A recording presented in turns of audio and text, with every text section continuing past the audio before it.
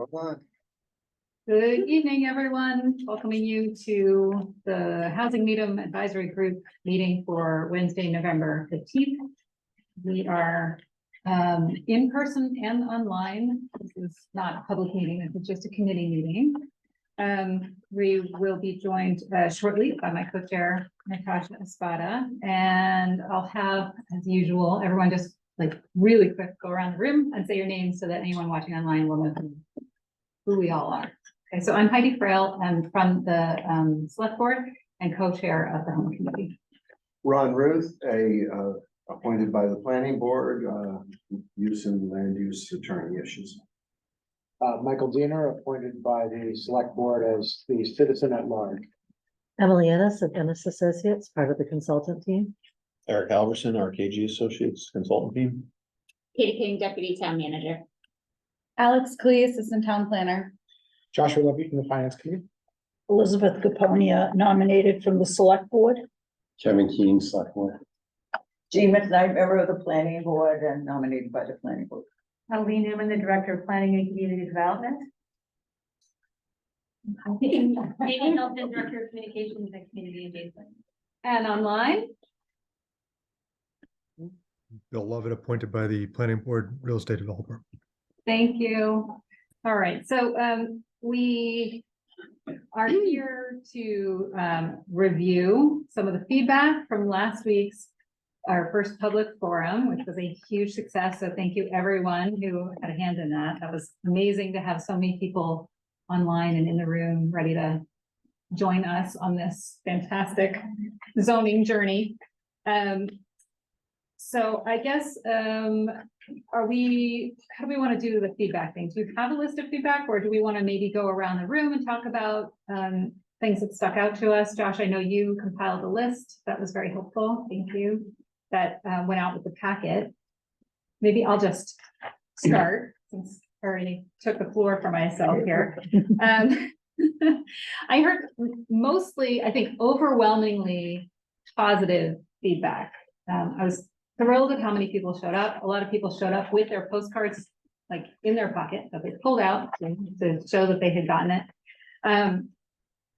And people were really pleased to have the chance to see all the maps and look at the levers and learn about MBTA Communities Act.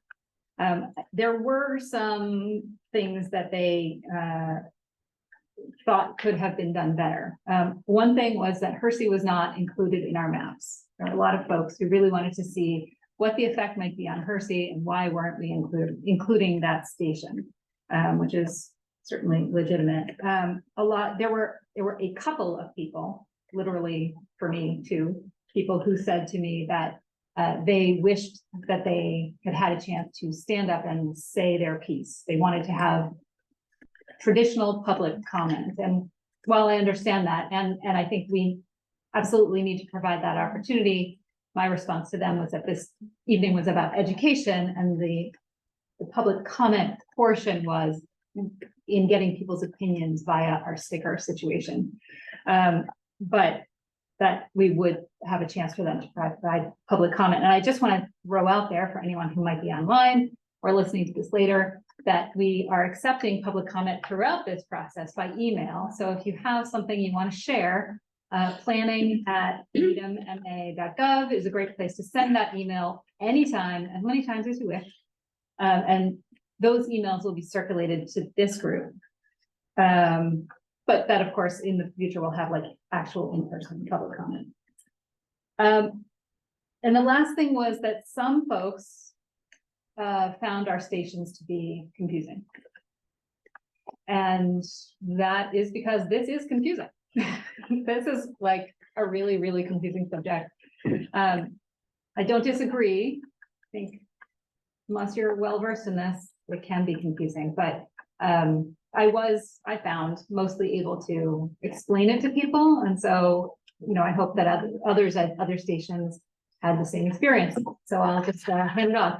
Is there anyone who wants to share their feedback? Jean? Yes, I was at the easel regarding apartment A1, and if the crowd in front was not too thick, I felt there was good communication, but at some points there really were a lot of people, and it was really impossible to engage with them. One thing that happened early on was people started putting stickies on the zoning map to show what they agreed with or didn't agree with. And I thought, well, gee, why not? So as long as people had started doing that, I encouraged, when they said, what are these stickies? I said, well, people, so other people did it too. But there are three things that I was left with. One of them you mentioned, and that is, why aren't we looking at Hersey? And I think we should look at Hersey.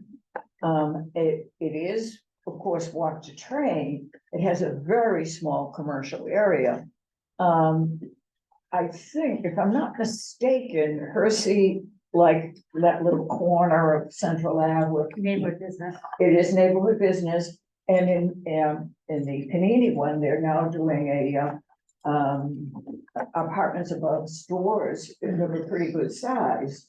That district has a different set of zoning. That district has a different set of, that's what I thought. So I do think we should look at Hersey and compare it and see if we don't do the same kind of zoning that we did for the Panini corner.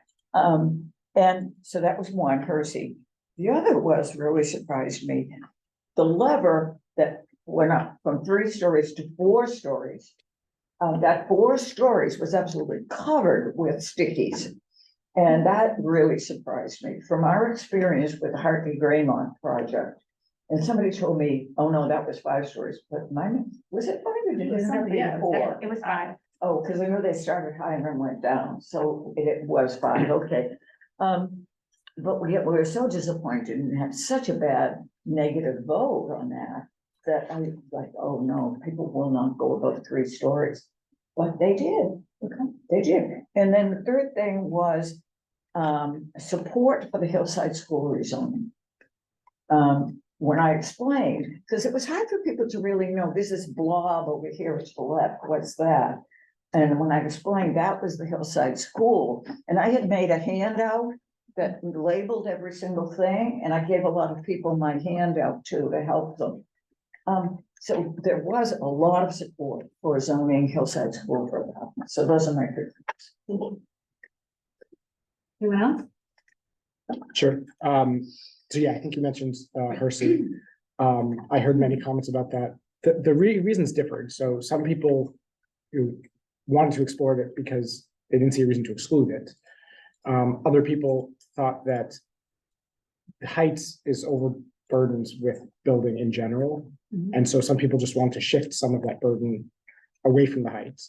Other people thought, let's just in general spread it out as much as possible. Some other comments. These are, I don't know what we do with these comments because I don't know how to interpret them exactly, but the idea that we don't want Needham to look like Brookline or Newton. Other people said we don't want Needham to look like Cambridge or Somerville. So I think that has to do somewhat with density, but it's kind of qualitative. You know, it's hard to measure how much like Newton we would be or how much like Somerville we would be. But I do think it's maybe if we can keep in mind or think about why do people want to live in Needham and try not to change that, because I think for many people Needham is desirable. People move here for a certain reason, and we don't want to. For those people who value that, we don't want to change it. Some of the other comments, and they weren't, these weren't negative comments. These were just things to keep in mind. The types of housing, starter units came up. So the idea, I mean, that can look like many different things. You know, an apartment building can be you can have a starter unit in an apartment building, but I think that the idea was also, can we have a mix of types of units? So, I mean, I think under the zoning, we can have like complex, like 3 standalone units on a parcel, and that would qualify. I don't know, that wouldn't. Sort of the least dense option with multiple structures would be 2 separate buildings as duplexes, which would total to 4 units. Oh, I see, okay. Yeah. If you want to do three, it would have to be in a single structure. Okay, Are the But- toppers side by side? but I think the idea was a mix, Yep. types. And, in general, it seemed like people were, positive about the idea of more density. The idea, the stickers, I think some people found it hard to just envision what that density would look like from a board. But I think directionally, it looked like people were comfortable with more. Great, thank you. Anyone else? Yeah, I would add, so I've heard this from your presentation, I've read it several times. And hearing it through other people's ears for the first time, I realized this really is very complicated. So Eric, thank you for doing a good job explaining it. It's a tough nut to crack. And there are so many moving parts. So thank you. Yeah, so I have, some people came up to me and, you know, asked questions and also gave some comments that, apparently they have been trying to inform themselves as what, because we're sort of 1 year behind a lot of other communities that are actually finishing up their project. And so, they were concerned about, you know, like in Newton, where I believe they proposed 2 times as many units to be built that the statutes would require. And they were wondering if there's some kind of legal options to squelch this actually, in Needham to retire. I mean, you know, I'm getting very odd questions, and I said, well, you know, this is my position here on the committee to make this go through. Yeah. And the best way possible that's agreeable to everybody's opinions. But I do want to point out, we probably know that our sister city across the river, Newton, had an election last Tuesday. And it was portrayed in their local press, I think the Fig City News, that it was really a bloodbath for the people that were currently, the city councilors that were currently in office, that were up, they called it upzoning. Upzoning was the term used. And apparently only one that was favorable to the upzoning got reelected, and only by 25 votes, and the rest just got cast aside. But meanwhile, they're saying that the current crew is going to be in effect till the end of the year. So whatever plan that they had thought through is going to be that way. But then already they're thinking about fighting for January 1st when the new crew takes over. And This is a very different situation. and today, today I had as a patient the assistant town manager for Billerica. And they're pretty much it's a town, but they say the 2 factions are at each other's throats. Yeah, well, that's why I ask people to be nice to each other. Yeah. And I gotta tell you, I was very impressed actually with everyone's behavior. Even the folks who weren't happy about it were, you know, pleasant. So I hear what you're saying, and you know, what happened in Newton made it actually all the more surprising to me that our response on the whole, even if we sort of fuzz the edges, we give a little slack to our results to account for any confusion that might have happened, or, you know, specifics that people were trying to, you know, well, I think 2 stories isn't enough, 3 stories is okay, and maybe I'll put my dock here because it's 4 stories that I really want.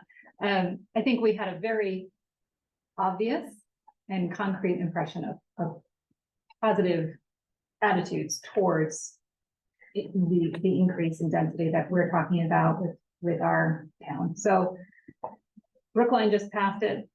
You know, I think it's going to go lots of different ways in lots of communities. So let's see if we can not borrow Newton's troubles. Can I just ask the question? Do we have a calculation as to what actually the results were from the boards? I'm just going to give us a presentation. Ah. Yeah. But we just want to. Jump the train? Yeah, no, that's right.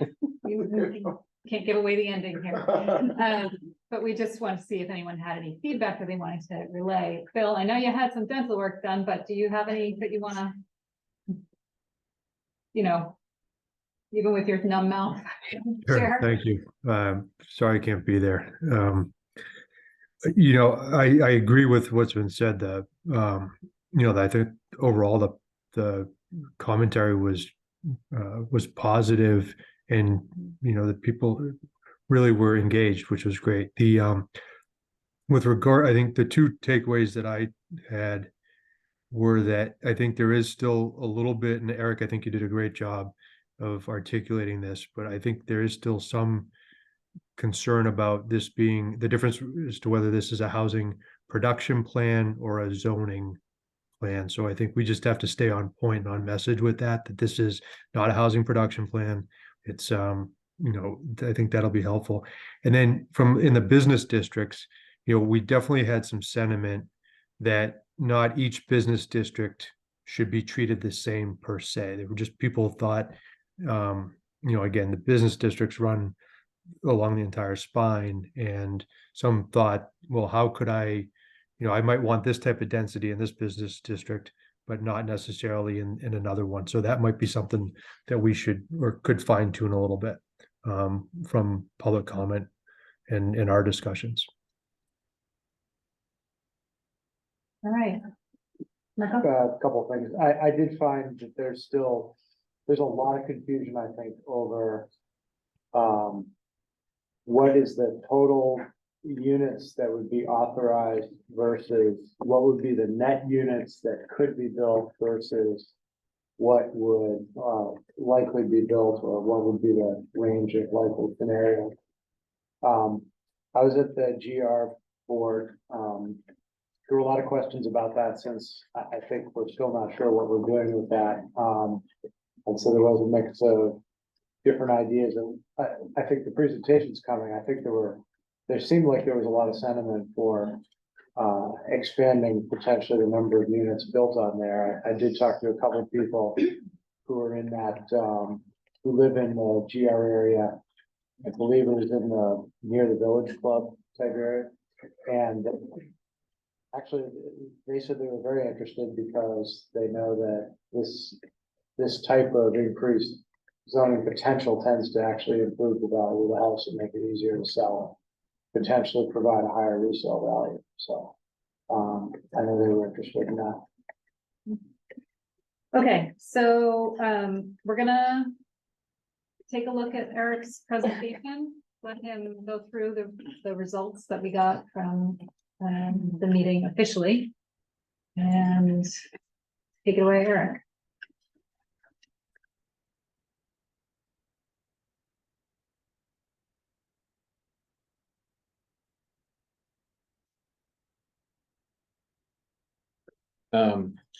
Well, with that round robin, we can probably skip this slide where I was gonna ask the same question, so I'm glad we did that. Just in case you're wondering how many people we, I guess, sort of, as best we could counted. The in-person was just over 100, about 107 that signed the sheet.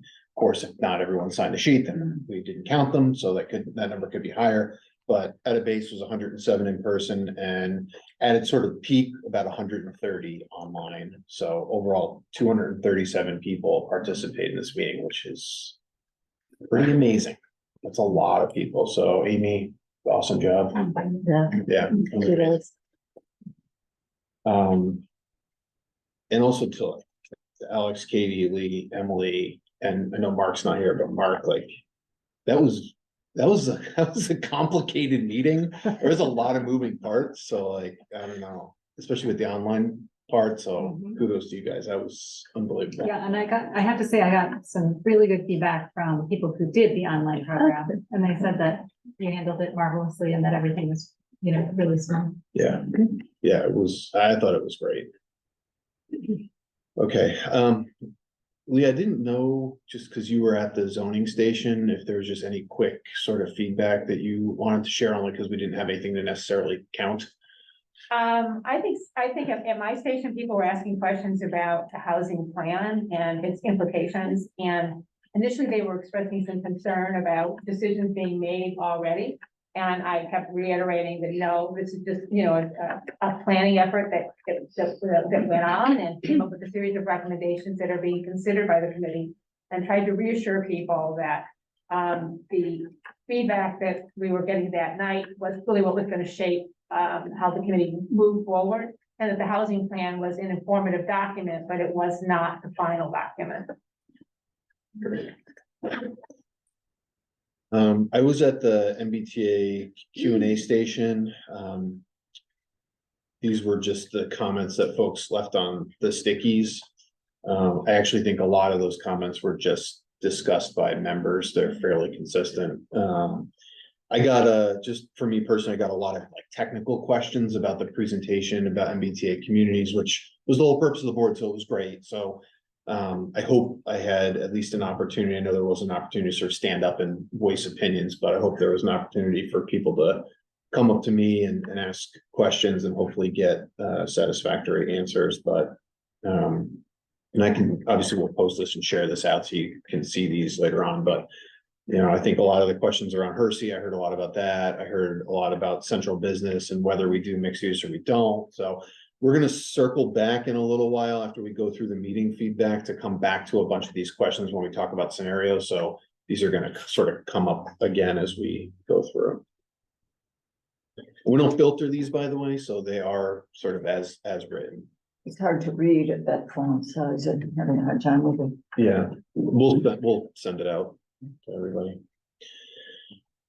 Okay, so for the stations, Emily and her team did an amazing job turning this around really quickly. So for each of the boards, you'll see the same setup. I just put the kind of key takeaways or ranges just from the amount of dots received. On the screen, you'll see the board. You'll see two colorations for the slider bars. The blue on the left-hand side for each lever represents the in-person. The green represents the online feedback. And those colorations represent kind of the highest intensities by counts of dots. So they do represent actual counts of dots, but for simplicity, we just showed it as sort of coloration on here. So you can see from the lot size perspective, there's actually kind of a similar preference around, 5 to 10,000, sort of in that range for the center business. For FAR, it was a little bit different. The in-person was 1.25 to 1.5. The online was about 0.5 to 1. On the height, kind of similar. Online a little bit lower at 3 to 3.5. In person, 3.5 to 4.5 stories. And then for dwelling units an acre, again, a little bit different. The online tended to be a little bit more conservative on the zoning side of things, and a little less restrictive for the folks who are in person. So you'll kind of see that theme along the way. But dwelling units per acre, for the in-person, well above where they are today at 18.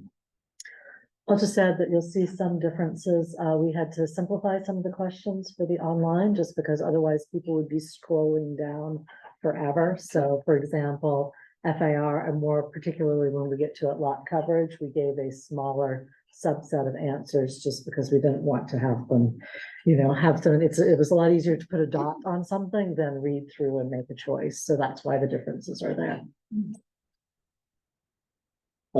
So now moving through the other stations. So this is GR. Again, I think for lot size, pretty similar in that 5 to 10,000 range.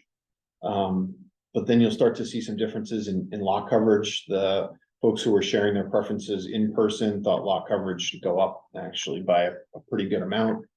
Online sort of staying around that 30 to 40%. I will add in this one that this was our first question, and there were some people who got confused by the polling. They didn't wait for me to finish reading the questions and answered and hit submit. And then, oh my God, we have 4 more questions. And by the time we understood that, we couldn't restart it because then everybody would have to redo all of their questions. So I promised that I would make that note to the committee that the GR is not as solid in the responses as it might otherwise have been. So next time we're going to do a test question with what your favorite ice cream is before we get into the real. Strawberry. Okay, good, thank you. I think what Emily just mentioned is probably indicative of what happened with height, where you have actually a pretty good amount of people saying 4.5 stories plus in GR, which when I saw that, I was kind of like, is that what they actually said? But so we may take that one with a grain of salt. And the in-person, I think, was more in line of what we'd probably expect to see, the 2.5, and then some folks in the 3.5 story range. And then dwelling units per acre, again, online, kind of in the range of 0 to 15, and then in person, that's sort of 8 to 15. So For the A1, this was kind of one of the more surprising ones, I think, where we saw the sort of feedback bringing density and height up pretty substantially from where it stands today. In terms of lot size, I think we're in line with where things are today at 20,000 square feet or less. For the FAR, the in-person was quite a bit higher, anywhere from like 0.7 to about 1 is where most folks were. The online was closer to where the zoning stands today in that 0.35 to 0.7. For the height, we saw, I think, a big jump for the online, the in-person. We're like going from 3 to 3.5 and upwards over 4.5. So you can see the blue coloration jumping up quite a bit. Again, the online being in that 2.5 to 4 range. And then at dwelling units per acre, I think folks felt we could maybe take it up, at least the folks who were in person, up above the 18. Again, the online was more in the 15 to 24, which is kind of where we are today with the zoning at 18. The industrial was also the other kind of interesting one. The preferences in lot sizes tend to be a little bit larger, particularly for those who are in person. And then when we look at things like lot coverage and we look at height and we look at dwelling units per acre, those are all sort of pushing pretty high. I heard anecdotally from some folks at the meeting and those who were my colleague who was at that board that, and Emily, maybe you mentioned this too with the online folks, like there is some interest in trying to kind of pack a lot of it into the industrial district. Actually, yeah, sorry, we had the opposite, which is there was in the Q&A, so we didn't have a chat open, but we had a Q&A that Alex and I could see and answer questions on. And there were, I can't give you a percentage because we didn't have that, but there were quite a few people who were interested in keeping industrial because of the jobs. So that I think was a difference, and seeing here, people were looking to maybe put more density in the in-person, but on the online, we had a little bit of a split, I think, between what people answered for residential versus keeping industrial. So. And then for the business district station, since there were multiple districts sort of at this station, you can see again, lot size for the online kind of following where they are today, in person being a little bit higher. The FAR was a big differentiator between the in-person and online. The online tended to be kind of where the zoning sits today, depending on the district, but in person was quite a bit higher, pushing over 1 and more 1.25 to 1.5. Again, height, bless you, being sort of for the online being kind of in that range, but the in-person being 3.5 stories and above.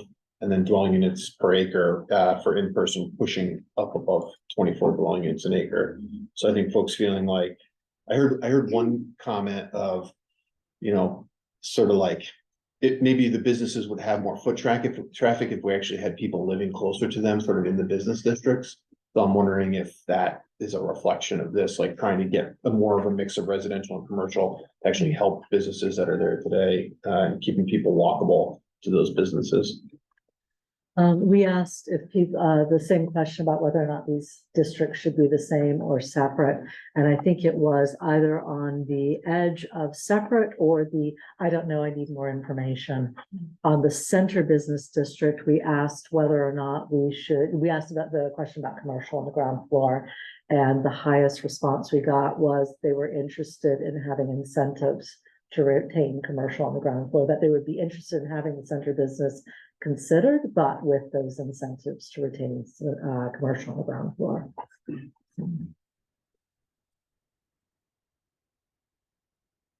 So just in going through this, I thought it might be helpful just to share some takeaways from our perspective. In listening to folks at the meeting and sort of seeing the results, I was thinking in GR, there does seem to be some consensus around the lot size and the height. Kind of consistent with where the zoning is today, but maybe there's opportunities in other scenarios to play a little bit with lot coverage and potentially with dwelling units per acre.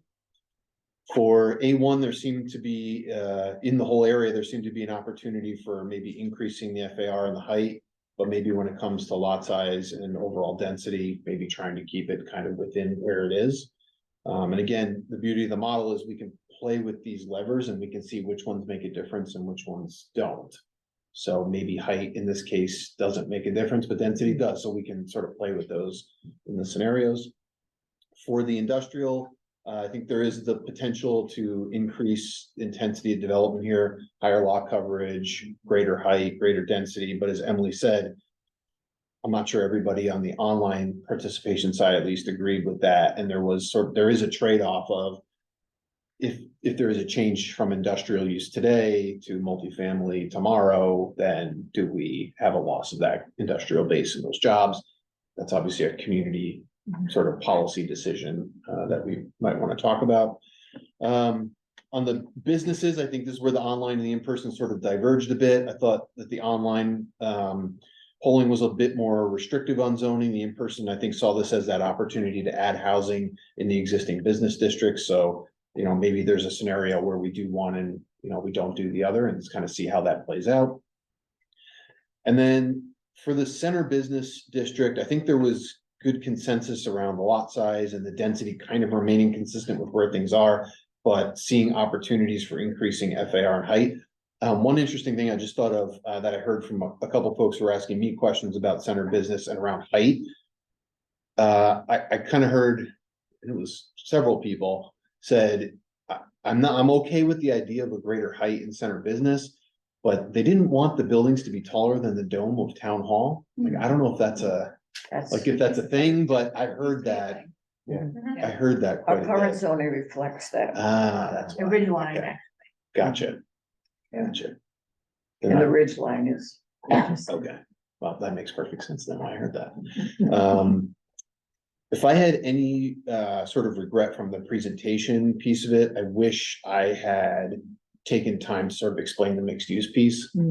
That was just something, just trying to get through all the other pieces. It wasn't in there, and I think there just was some confusion about what's allowed, what's not allowed, what are the trade-offs around mixed use, what can we do, what can't we do? So maybe when we come back to the public in the next round, maybe there's sort of a, either through the scenarios or we have sort of a special focus on that, so we can continue to get feedback. And maybe that's just an evolving component of the scenarios that we carry through. Obviously, what we just did is nowhere near the last part of public engagement, so we can just keep sort of iterating through that. But yeah, it was a good learning lesson for me as we do more of these in other communities to sort of make that a focus and make sure we talk about that, because it is confusing, the way the law is written. I will say that I think one thing that was clear from this is a hybrid, as complex as it was, and I think doing it once, we know what we can do, but that hybrid option got you so many people. So making sure that we do something like that again, and actually knowing in advance that we're going to do the hybrid, we can tailor the exercises so that they're a little bit more compatible, because we were close, but there are just some differences in how we presented the options that, we'd want to tighten up for next time, and have the ice cream question. Okay, so that's sort of our takeaways from that and the results. I think, as I mentioned the last time we met or the time before, we'll create an actual summary document with these images in them and the takeaways, so that people, and the comments, and so people can actually have. We just need a little bit of time to do that, but we wanted to at least have something for you so that we can talk tonight and hopefully make some decisions. We'll be able to put these slides up on the website. Yeah, I think Lee and Alex have been doing that with each presentation. Great. I think. Maybe. If we haven't, we If will. not, I can. Fantastic. Yeah. Okay, so I guess maybe Heidi, a question for you. We could take the next section in one of two ways. Because I wasn't sure which one would make sense to come first. There are some decisions that we need to make tonight. And if it's not tonight, it needs to be really soon. So would you like to go over tonight? Love it, tonight. Would you like to go over the schedule and the decision points, or would you like to go over kind of the questions and the scenarios? I could see it working either way. Would you like to understand like the work that needs to happen between tonight and the next time we meet, and then figure out how to make decisions on the scenarios? I want to understand better how the data flows through the GIS system. I think, when we we weren't thinking along the lines of a particular system that the state is gonna insist we use in developing the housing plan. And the only thing I've looked at is, how apartment A1 I happen to, I just focused on Rosemary Ridge because I live there and I know, the acreage and the zoning and everything. And the GIS system subtracts certain things in ways that make no sense. I'm gonna interrupt you for one And second. we have to understand how things are going through the GIS system. Okay, I'm gonna interrupt you for 1 second though, because right now, I don't disagree with your point. But I think right now we need to get some process done. And so I want to make sure that we understand what time frame we're working with, because we have an enormous number of decisions that we have to make in a very short amount of time. So Eric's gonna go through the timeline and talk about the decision point. The GIS thing, we may need to understand, but we may need to do that. We may need to have that understanding like off of a public meeting, because I don't know that we have enough time to talk about that process, as well as come out of this meeting with the map scenarios that we need to give to Eric for him to continue his work. I think it's very basic. If we don't understand how this GIS system works. Well, that's then we basically can't his- even think about what zoning parameters we should be using. Well, that is basically Eric's job, is to tell us whether it works or not and to run it through the model on our behalf. I'm not saying we shouldn't learn, and I think it's excellent, but we have to get everything done as well. So let's start and see how much time we can, how much work we can cram in and how much we have left. Sounds good. Okay, so I thought it would be helpful to sort of circle back now that we've completed, kind of an initial chunk of the work in the first public meeting. To talk about the upcoming schedule, because from my perspective, like our work truly starts in earnest like now. We have a lot to do in a very short period of time based on the schedule that we need to try and stick to. So I tried to boil it down to something somewhat basic, based on the timeline that I think Lee, Katie, and Alex had presented at our initial meeting, which outlined the entire project. So I just wanted to run this essentially through tonight, November 15th, to our second public meeting, which is scheduled for January 17th, just so you could see the work that needs to happen. And then we'll talk about the decisions that need to be made. So really, ideally, sort of starting tomorrow, we would have in our scope, say 2 additional scenarios in addition to the running the housing plan, which we've run. We'd have sort of the 2 scenarios or 3 scenarios that we would run in addition based on the public feedback that we received.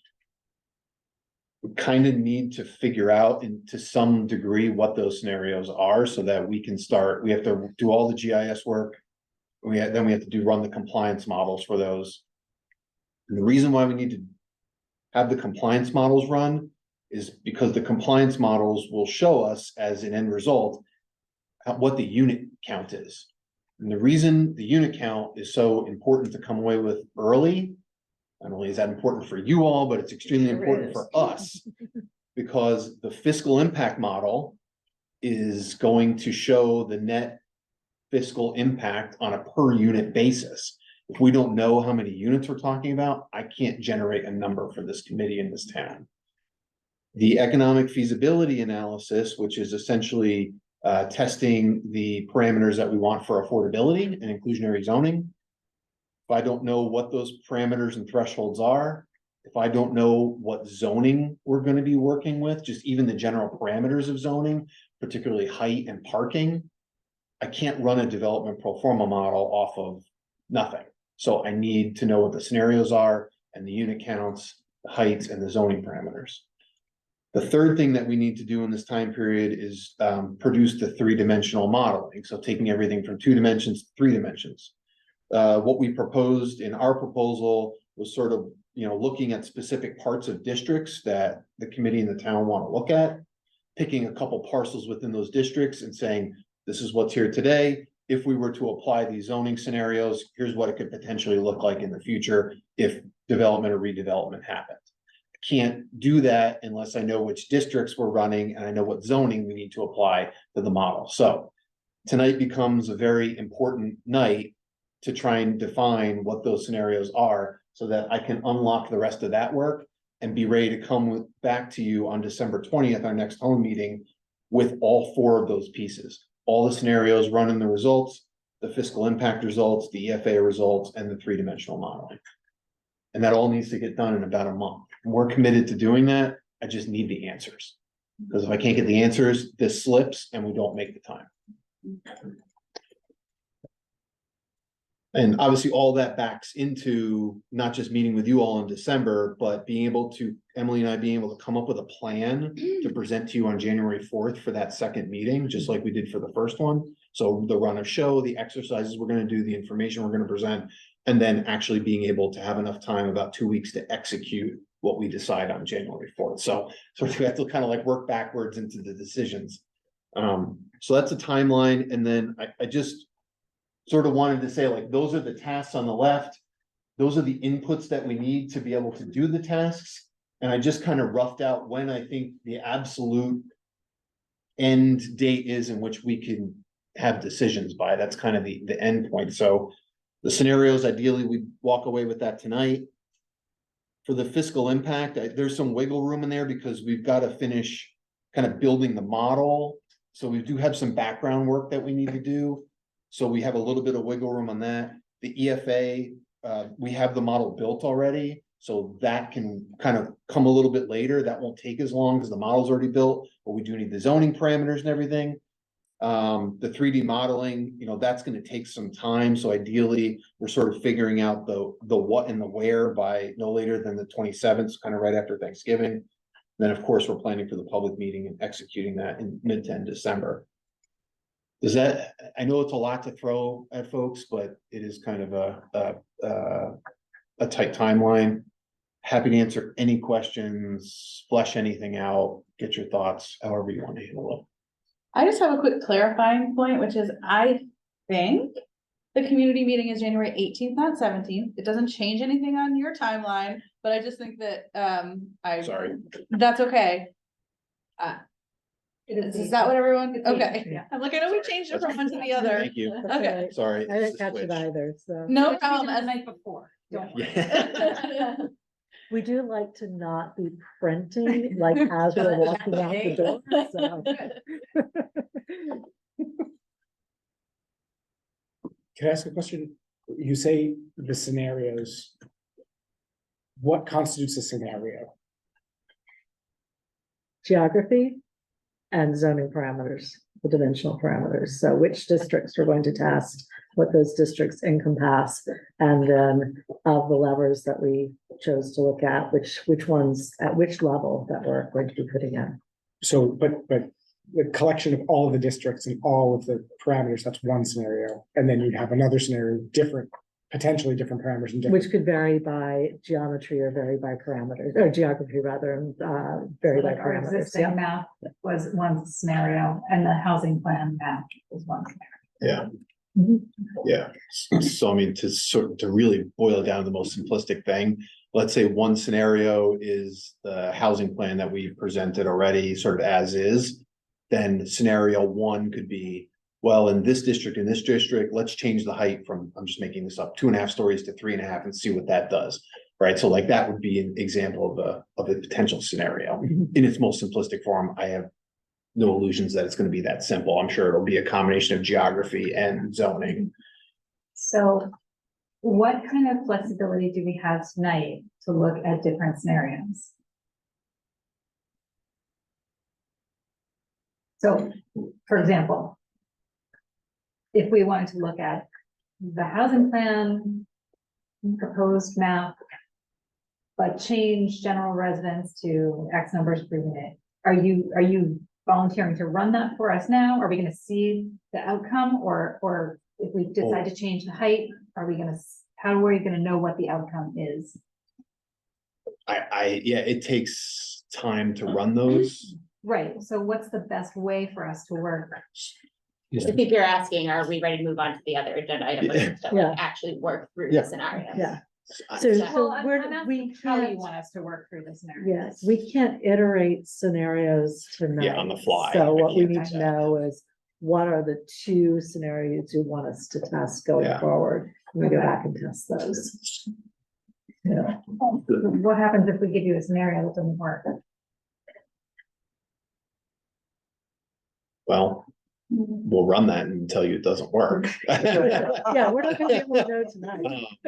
You know, I'm being funny, but Meeting on January 4th. yeah, let's say we ran a scenario, again, I'm gonna use probably an unrealistic example, but let's say we ran a scenario that said cap the height at 2.5 stories in every district and see if that works. Yeah. Because I'm just making, because that's what everybody wants, even though I'm just making that up.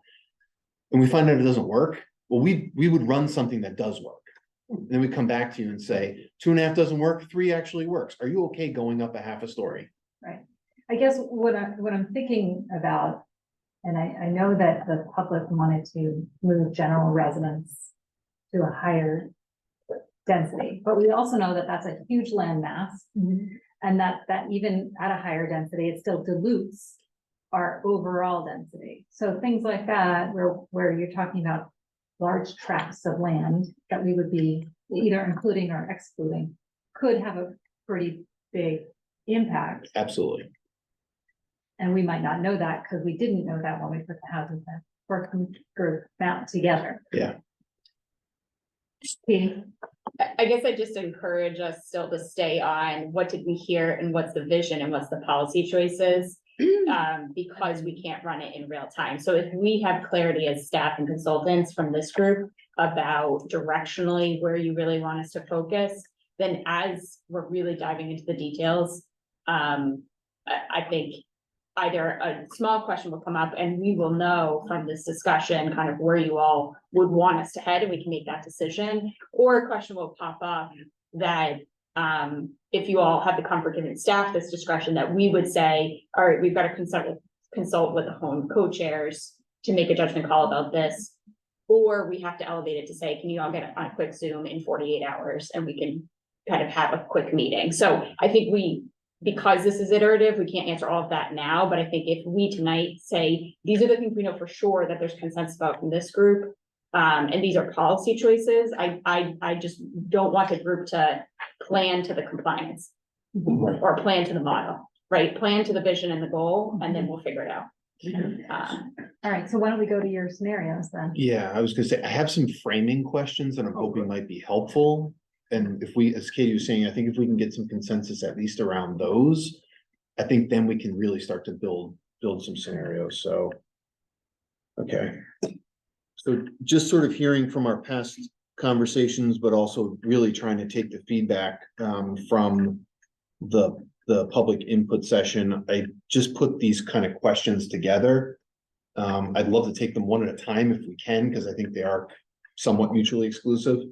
But I think if we come away with some answers to these in a reasonable amount of time, if there are others, obviously I'm happy to, keep diving into the details, because I do think this is important. Would you like me to just kind of jump in on the questions? Okay. So I'm just making the blanket assumption based on what we presented at our home meetings and to the committee that we are going to use the housing plan as our jumping off point. The reason why I wanted to ask that is we did run existing zoning. We also ran it again, but you haven't seen it because we just didn't have time to show you. But in working with Lee and Alex and Katie, there are actually other existing zoning districts that don't allow housing today. We stripped those out as well, and it actually leaves us with not a lot of unit capacity, very little density, and actually some districts that don't even meet the 5-acre requirement. So I'm just wondering from the group, like, is it even worth at this point considering that, or because we've already presented the housing plan, it's already in place? Like, is that agreed upon jumping off point so that we can start to make decisions? Not only is it in place, but it's the charter for this group. Is it okay to respond? Yes, I think we should use the housing plan, but there are a couple of things about the housing plan. Because the guidelines, the state guidelines changed after we issued the housing plan. And one of the things we were very concerned about was contiguity. And we struggled with that, to get you know what I mean, that you have to have a contiguous area of a certain number of acres. And that's why in many cases we included some churches and we included the public library, and especially up at the heights. Between Webster Green and then going down to the Avery Square business area. We included general residence areas for the sake of contiguity. But now we have the opportunity to look at our central business district and have housing over a source, which is something we always wanted. That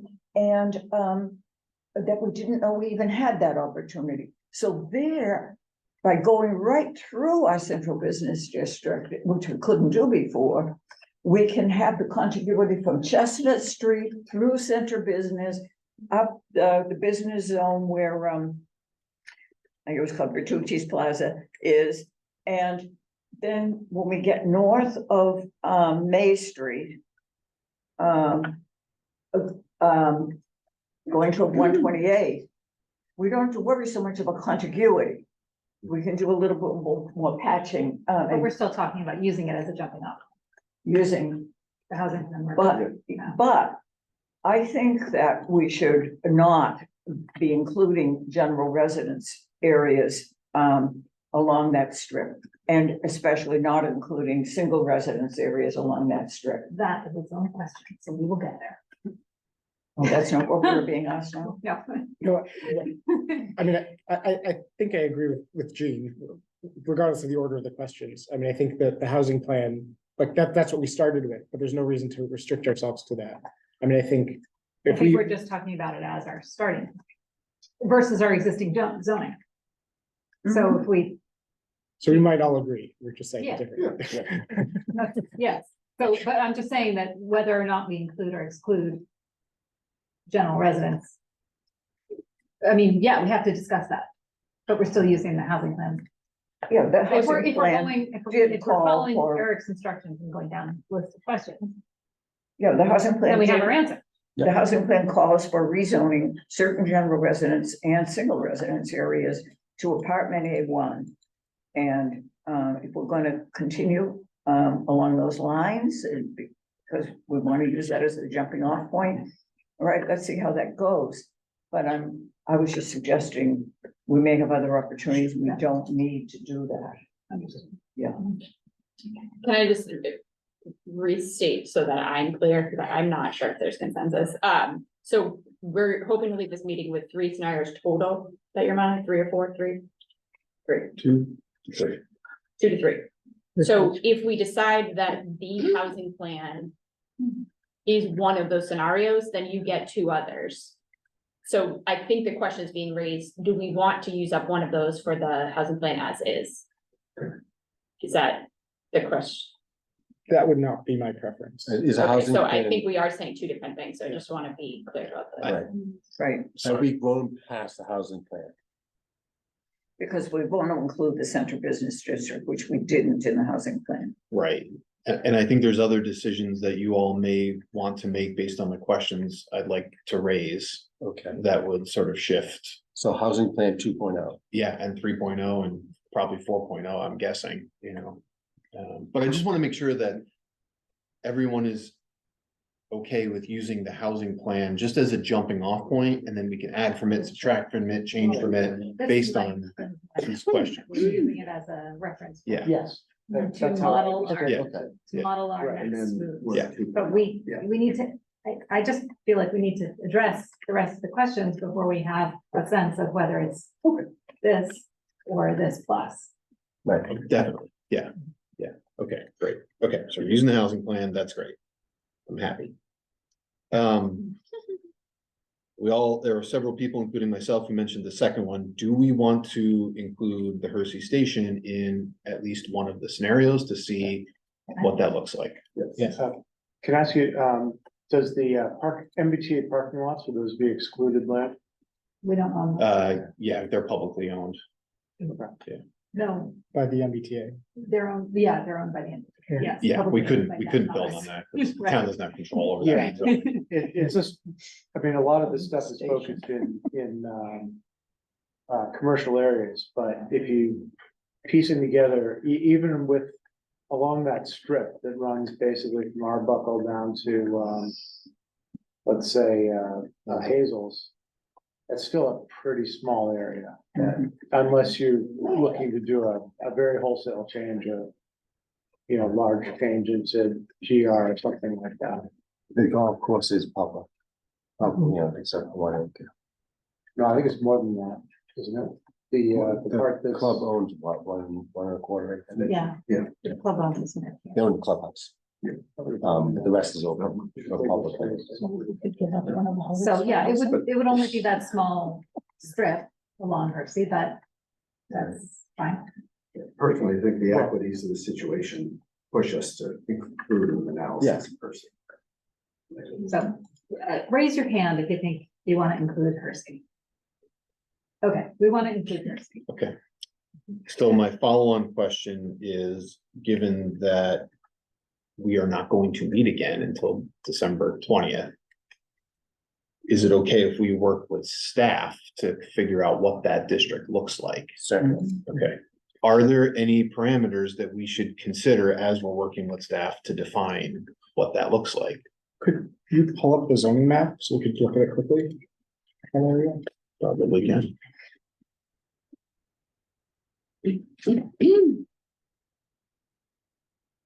And if it's easier, Eric, it is online. I can pull it up, whatever you think would be easiest.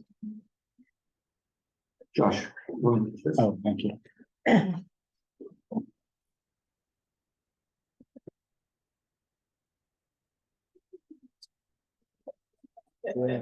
Personally, I'd analogize it to Avery Square. It's kind of broadly comparable. It's a really small, I mean, Really small. it's a gas station, a dry cleaner, a small pharmacy, Yeah. It's a very tiny and district. the Hair salon. It's a whole different set of rules in each square. country store, whatever they call it. Oh, yeah. And then there's about a few single family homes, and then there's Hazel's Bakery. That's like the entire business of it. Yeah. I mean, if you wanted to turn some of the FRP around it into GR or something like that. Right. But I don't see it becoming like an A1. No, but- So but what's the having, best like, place the- to the zone road, to? Or with commercial on the bottom, so that those stores here. Is that the golf course? Yeah. I mean, actually, Well, it makes sense. Yeah, it's right Yeah, there, right. exactly. Sure, sure. I Yeah, think where it she's should, pointing. I mean. Yeah. Is there a little personally, I color feel- change there? We upzoned on the It's a trouble area. with the zoning maps, right? Um, Very slow. corner of Central Avenue and Reservoir, we upzoned it to make it more dense, more possible to put in housing. As South, compared south, with the south. other neighborhood, just Oh, neighborhood that's good. business. It's there. That's good. Like that, Yeah. that is a model That's a good model. for what could Yeah. work at Hersey. Yeah. Now that is in the circle, that. Yeah, no, I I understand. always forget, what's the name of the? Yeah, that's everybody knows the name of the, The pizza place. it's the spot there on the corner that's. Pinellas? Pinellas, Pinellas. Pinellas. Yeah, the that map should comes keep in my down. head. Um, That's outside the circle. Like But this is if Dunkin' Donuts. Take the similar zoning and move it over to Hersey. Right. It's good. So it's Long Meadow. Yeah. Yeah.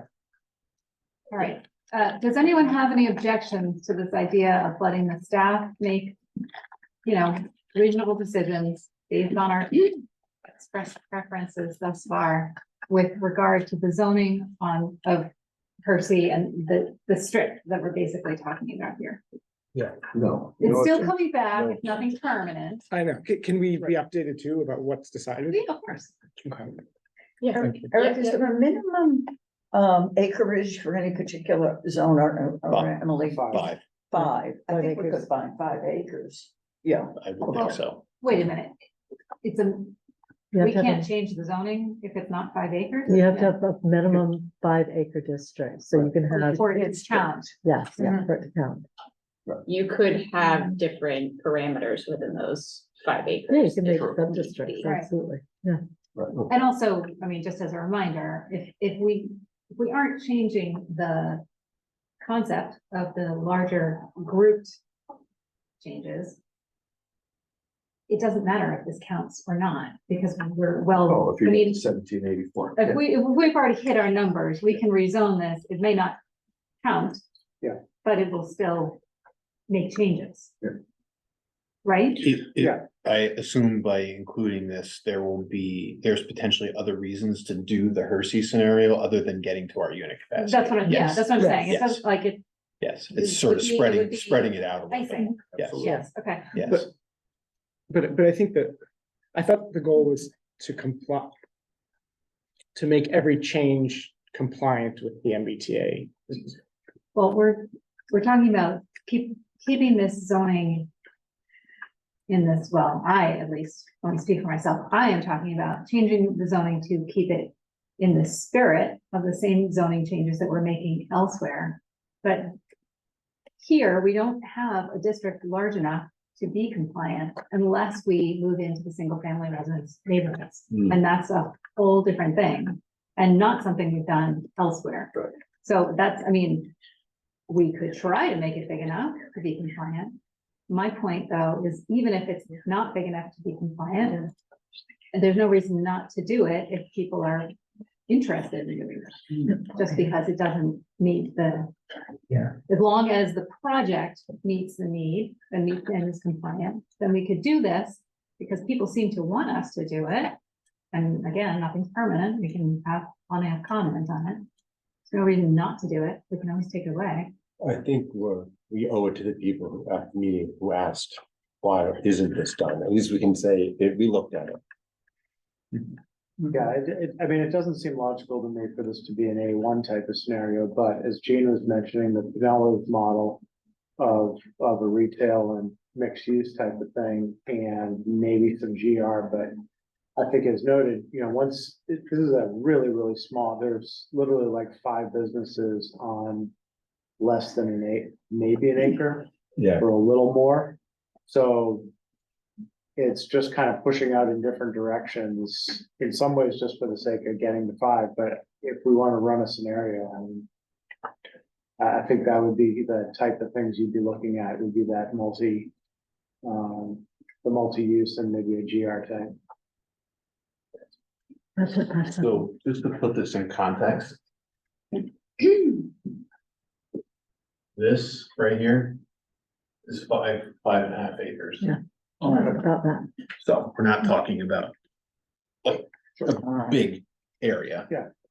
No, but you're not talking about a futile effort, either. Oh, what? You're not talking about a futile effort either. Because that's 5.5 acres. Yeah, yeah, Which is, okay. Yes, There's five. tile. Oh, but would be rezoning single resident B. Right. or Area. some of those uses are, if you look at the current uses, Yeah, that's true. some of those They're uses are non-conforming uses. non-conforming Yeah. uses. So I think there's an element of, let's look at Google Earth and see what really is going on there, because Yeah. some of those definitely are non-conforming uses. Mhm. In my view of it generally is this broader equity issue where eventually we're going to town meeting and you need to look at things with a serious look across the board and thought about things for all the stations. Yeah. Okay, so I think we have our answers here. Next question.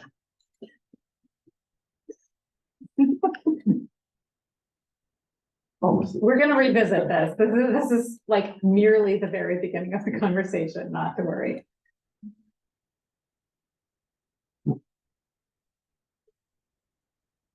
Right, okay. Question 3. Do we want to add in any additional areas or districts? So add in any additional areas or districts to the housing plan scenario as it sort of stands today? Not subtract, but do we want to add anything to it other than what we literally just talked about with Hersey? But the central business district, right? Yep, that's my next question. Ignore Hersey, ignore Central Business District, anything else. Yeah.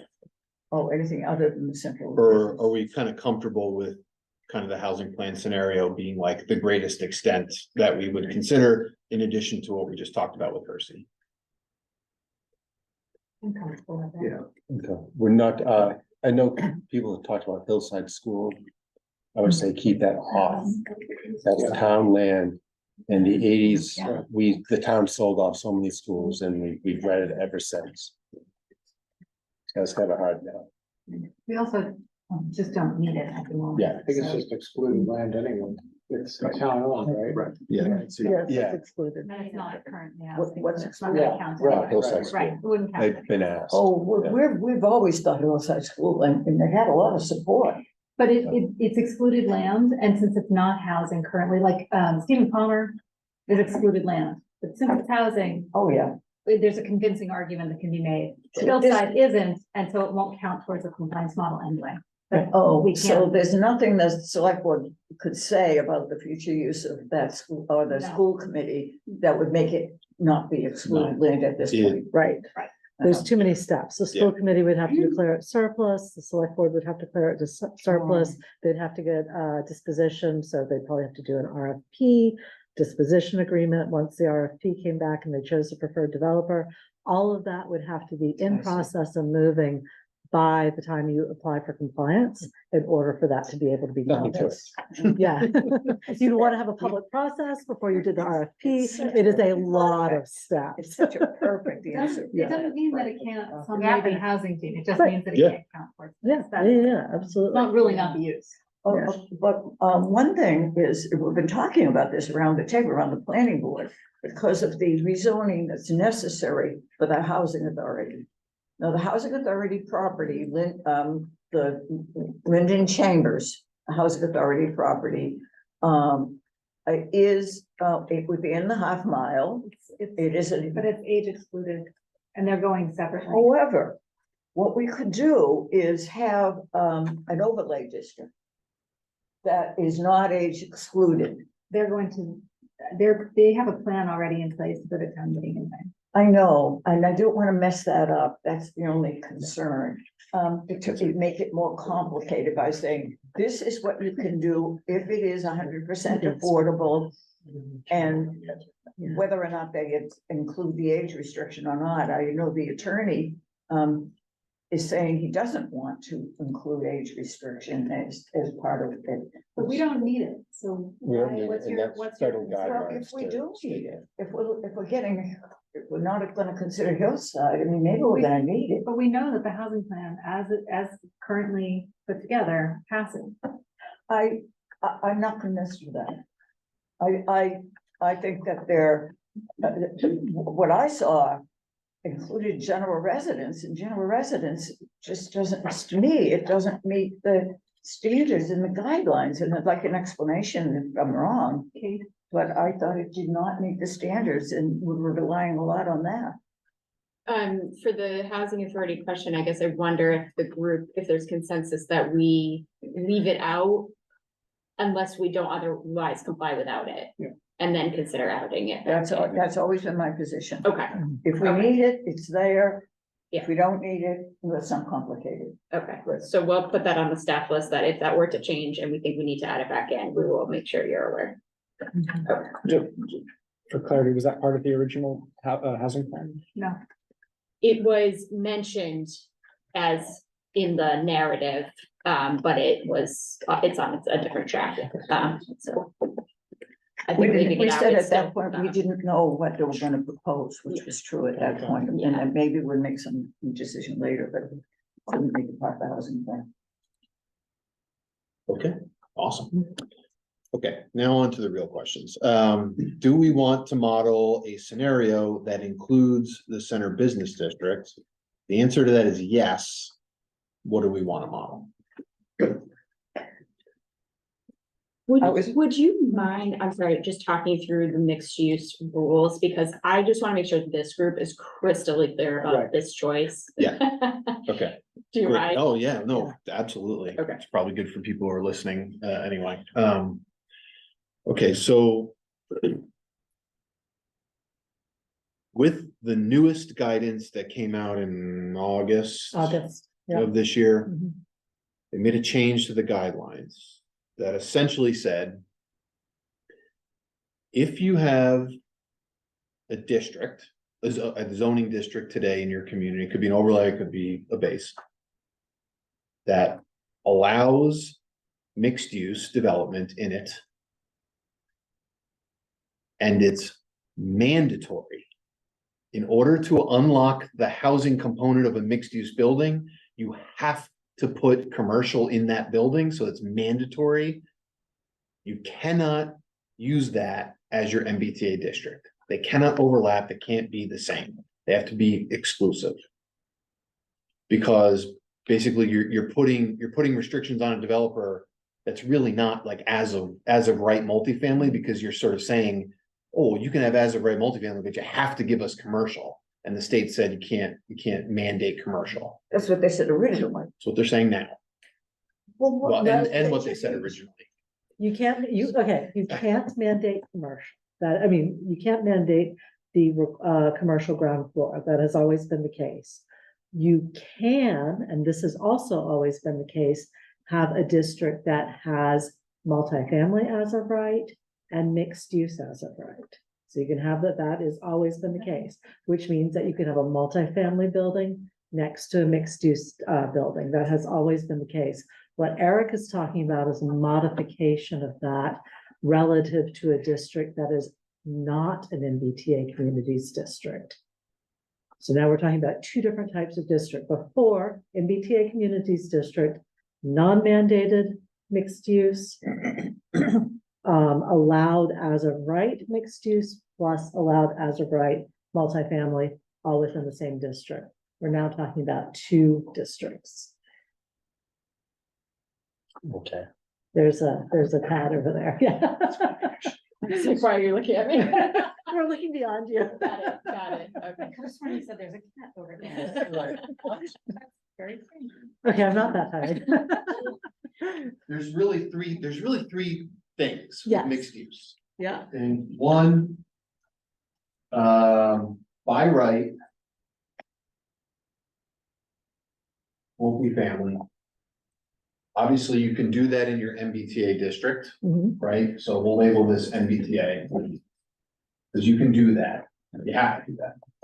Two, by right, mixed use. You can do that in your MBTA 3A district as well. Mhm. Because it's by right, so there's no, what is that, quid pro quo, right? There's Right. no quid pro quo with commercial. You don't need the commercial to unlock the multifamily in either of those scenarios.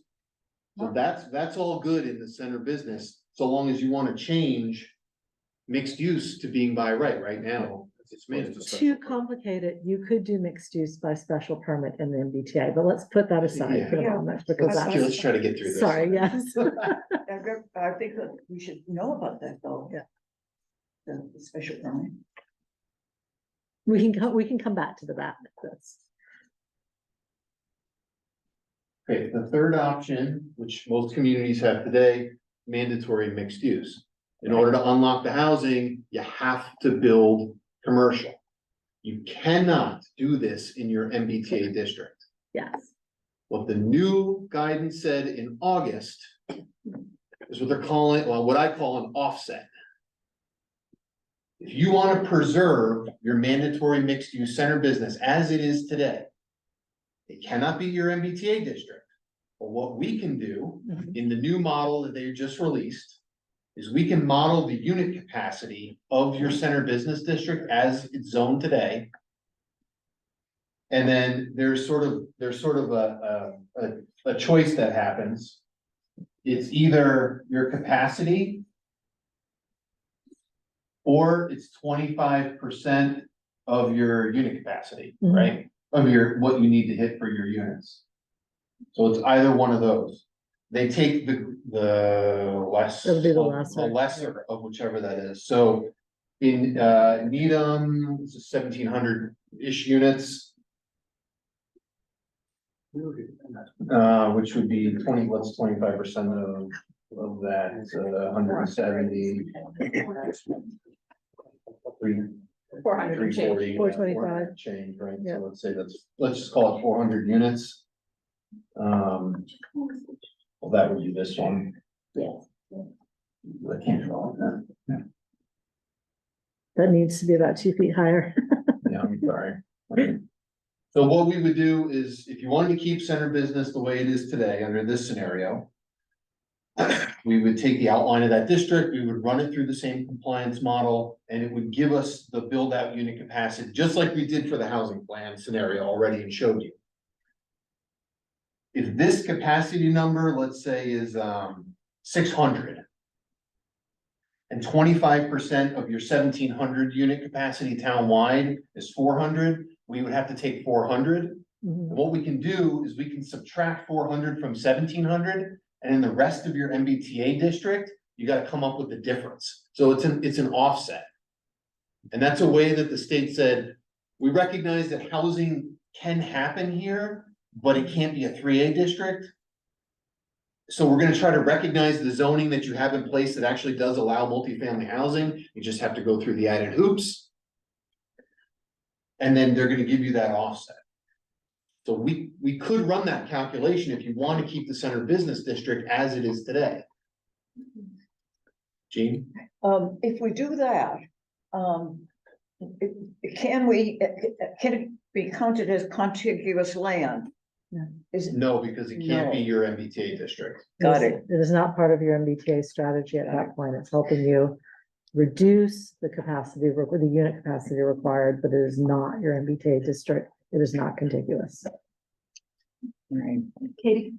I guess just to add framing to say how I'm thinking about this. If you are talking about center business district and you want to incentivize the building of housing in a way that our current zoning isn't, you would think about this. Mhm. And if you want to change nothing in the center to incentivize housing, but want to have maybe less policy changes elsewhere in town, you would do that to be compliant. The only reason to do this is if you are trying to be more restrictive in other areas in the MBTA community, so. Does that make sense? well, So so that you're thinking about what is your particular goal and what do you think the community's goal is? Does that make sense? Not to me, no. I don't, So if we keep this, we're Yeah. keeping our existing zoning in the center. Keeping. So we're not changing anything in terms of, are we encouraging a change in how or if housing is being developed in the center, because we're not changing the zoning. Right. We're just saying to the state, please count our existing unit capacity, a portion of it. But can we also be talking though about raising the height? So you could have mandatory multi-use, but now instead of 1 story above, you can have 3. that's a different zoning change, though. It's no longer your MBTA Yeah, zoning. And that's So fine. it's a separate article. And that's fine. Yeah, which is fine. You only have 3 and 4 stories in Yeah. the center, but Yeah. the overlay. So, Yeah. Right. I mean, we were asking people, I think, a question about the underlying zoning, which is 2.5 stories. But Mhm. in the center, it's 3 and 4 stories already in the overlay. Okay. Right. Would it have to change from special permit to by right? No. Not if you want to go with scenario number 3, which Yeah. is the But offset. we Yeah. could change it Yeah, Yeah. from but special permit to, Yeah. right? Again, but And- that's and then a again, it different wouldn't session. count, That's a but we different, could still do it. yes, exactly. You could do that. a lot of thought went into the zoning for our central business district. We haven't had very much success in actually getting mixed-use developments. We've only had, well, really 3, but the one of them went in before we changed the zoning. So, we have only had 2. And part of it is because perhaps our height limits aren't what they should be. But I think I don't want to get away from the concept we've been using of having a special permit. And if we can get them to count and still keep that concept, I think that's what we should do. Bill has his hand up, just so you know. Oh, Bill. Sorry, thank you.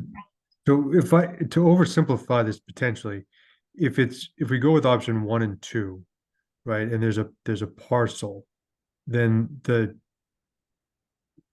development could be either all residential or mixed use.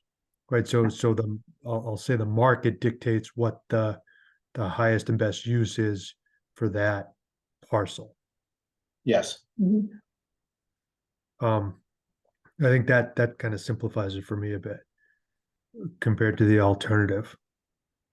The other question I had, and it's related to the mixed use, is we're talking about stories. I think we need to consider height and what the definition is of 3 stories, what the height of 3 stories is, and 3.5 and 4 stories, especially in mixed use, because mixed use, typically that first floor is going to be, 16, 18 feet.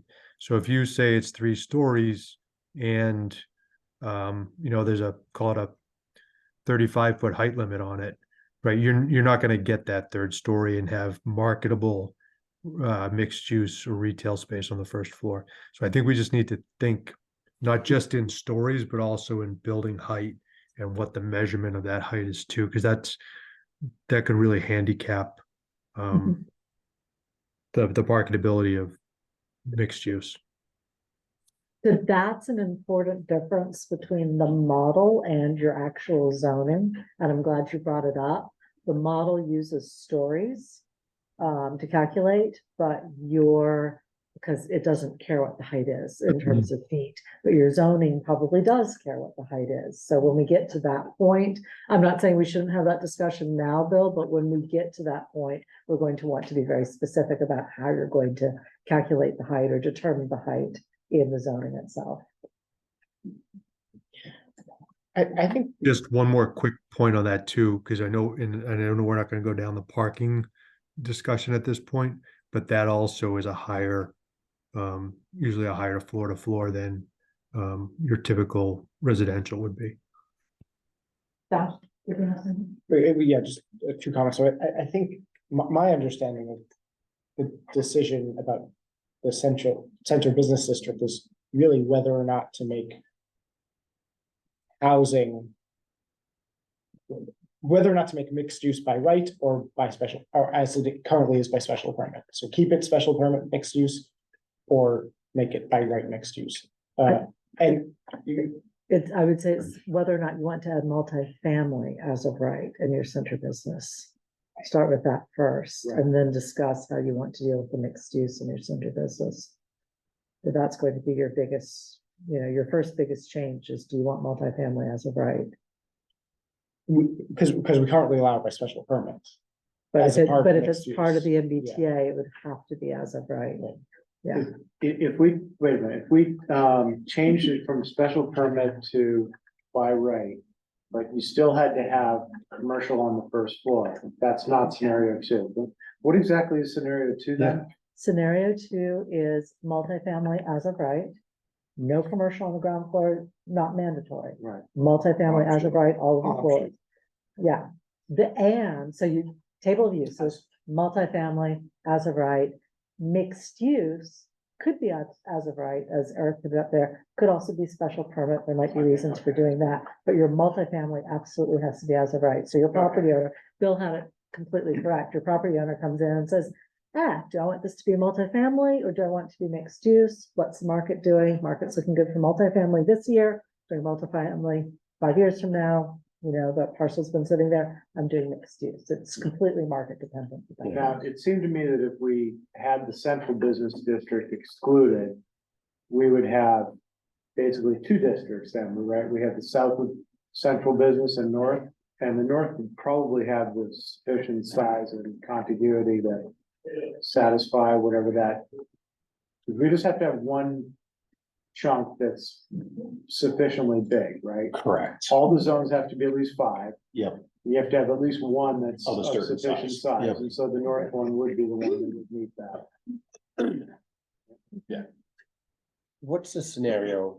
What I'd like to avoid is a scenario where the property of like Harvey's Hardware also becomes all residential, and now there's just a residential hole in the center of town. It's like, oh, well, there goes. So how do we avoid that? Would that be option 3?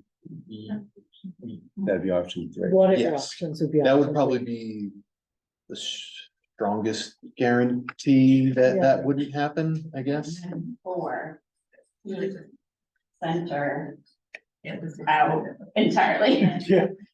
No, but that's the same as three, isn't it? That's the same. No, employee. no, three is keep it out, but when we talk with the state, we do a unit offset Yeah, for but, some reason. That is a choice. We don't have to do that. oh, okay. That I'm is fine true. doing Yeah, that. So I Yeah. just. But if we take them in order and maybe Right. get consensus and then go That's- down. Yeah, and that go is true. down. You wouldn't have to do anything. So you've got two things. Eric's absolutely right. 3 or 4 is gonna be your strongest for not doing what you just said, Yeah. right? For keeping the hardware there. 2, and this is where the online conversation went.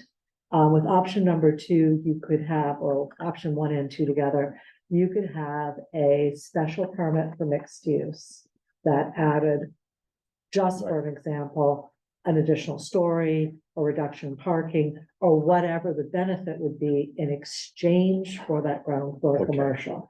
But the problem you have there in terms of making absolutely sure that you don't lose a hardware store is in whatever market that was, that incentive might not work that Right. particular year, in which case they might go to multifamily. So it's no guarantee. Right. It's a way of creating an incentive. Most of the time it would work if it's structured properly, but it's not a guarantee. Not allowing multifamily at all would guarantee the mixed use, barring a few other things. And mostly when it's built that way for the next 75. Right, years. exactly, yeah. Ron, My own view is that we allow, I'm personally comfortable with 1 and 2, even though it ruffles some historic feathers.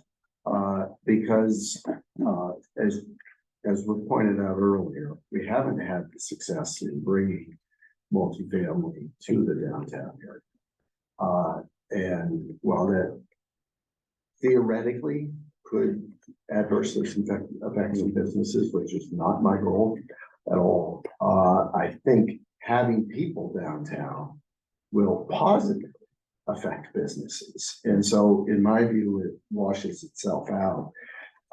And I think as we look around town and say to other areas of town, well, because of the MBTA law,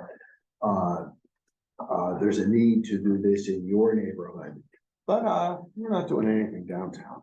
I think that becomes a really hard sell in terms of over coffee with people around town. And so my own view is that we pursue 1 and 2. I think if you do 1, why don't you do 2? But I'm not wedded to that. I'm not sure what you're. I'm saying, I'm sorry. I'm advocating for by right. Because we're not talking about the Heights being only commercial, or. In terms of analogizing to other neighborhoods. Yeah, That there are other neighborhoods that. but the center business district isn't the neighborhood. I understand. Yeah. It's an area, but in my mind, we ought to allow multifamily in the downtown central business district area. I personally think it would be good for the central business district, but I also think it addresses the concerns of other citizens who are saying, why are you putting this in my backyard? And it's not going even in the center business district. So I think it addresses 2 or 3 issues at once, and so that's why my own view is, so. Yeah, the only pushback on that would be, well, in other neighborhoods where we're doing this, we don't allow commercial or retail use. So that's why this has a value to keep it in the central district. Oh, but actually, that was my other point. I think we should be incentivizing mixed use outside of just the central business district. I think, Yeah, oh, yeah. so. I think mixed use in general is good. I can go on for other reasons, but I don't want to derail anything.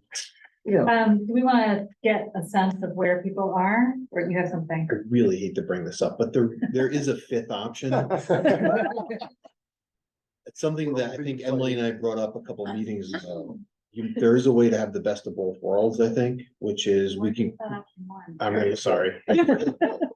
We could create a donut essentially, All right. where we could have mandatory mixed use where the town really wants it. And then the rest of what's considered the center business district, like maybe it's the peripheral streets, We can make it for contiguity purposes, so now we can bring the district from north to south, and we can allow multifamily on the edges and keep the core as mandatory mixed use. That's another option that we can do too. I like that. Keeps Harvey's operating. That's right. And this goes. I'm sorry, I'm Ironically. really sorry. That was, That's a lot of good. it's been a long week. Okay, I feel much more comfortable with that. I'm hearing you feel comfortable, which leads me to believe that we should just temporarily, just to see where we are, have a show of hands. Sure. How do people, who is in favor of option 5? That should be option 1. Like, donut. Okay. All right. I think we have consensus. Jean, did you? Well, I just, I mean, the if- donut idea, I just don't understand if it would work. Gosh, I know, Garden Street, for example, would allow, you might allow standalone multifamily on Garden Street. That's on one side I of the think donut, but I can't see how you close the Can donut. we say that the donut is around town common? Is what? What? Is that what we're Maybe, talking about? maybe have staff dig into Yeah, what the that was- donut is. Yeah, Yeah. makes the donut. Yeah. Yeah. All right, we'll take a look at that. So where there are existing commercial storefronts, is the preference that we avoid those streets and do Maybe it one is street over possible. Yeah. if we can? Yes. Yes. Maybe I'm Okay, sort of seeing nodding thinking- heads. Yeah. Who I'm sort of disagrees? seeing how it would go Disagree. across May Street, with our funeral homes are across May Street, then down Garden Street, then, staying away from the block that's right around the town hall, then kind of go mosey down to Chestnut Street. And I think, so it'd be a donut on one side, it'd be a crescent. Sure. A Yeah. crawler. Yeah, Crawler, right. Right, thank you. Make us a crawler. Okay. if for some reason we can't get it to work, we want to know what the second preference is, just so we have another scenario. Yes. So. For our, I'm gonna just go down the list. Raise your hand to express your preference. And then we'll start from there. I mean, maybe we have some consensus already, we just don't know. So who is for number 1, by right, multifamily? Okay. By right, As a backup, what do we? we're As looking a for backup. As a backup. Who is for by right, multi-use? That means no standalone multifamily. Does that mean no Yes. standalone at all? No. No. No, No, uh, 1 and 2 had to be together. Ideally, one and Are you pulling people? I don't understand the difference. this is option 2, correct? Option 2. Your question is, do you want center business to be in the MBTA with multifamily as a right? Because if you say you don't want Yeah. multifamily as a right, then you don't want it to You be in guys the should listen. MBTA, yeah. So by right multifamily is the first, in other words, do you want multifamily as a right in the center business district?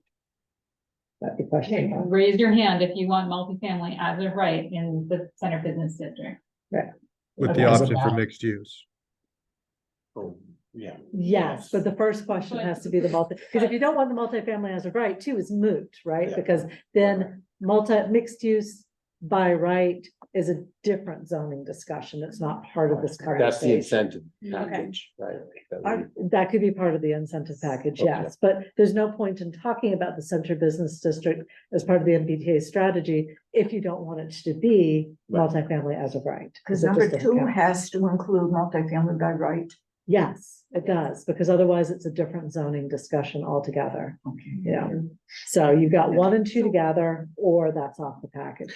Then your second one is if you don't want 1 and 2 together, or just 1. You can have 1 alone, you can have 1 and 2, you can't have 2 all by itself, or you can, but that's a different discussion. Oh. But your then second question is if you don't want 1 or 1 and 2, then do you want 3? Are there more nuances? Like, can you allow multifamily as of right and mixed use as of right, but the conditions be different? Like, could the height be different for mixed use than Yes. multifamily? Yeah, And absolutely. setbacks? Yes. So let's Absolutely. call it 1 or 1 plus 2 asterisks.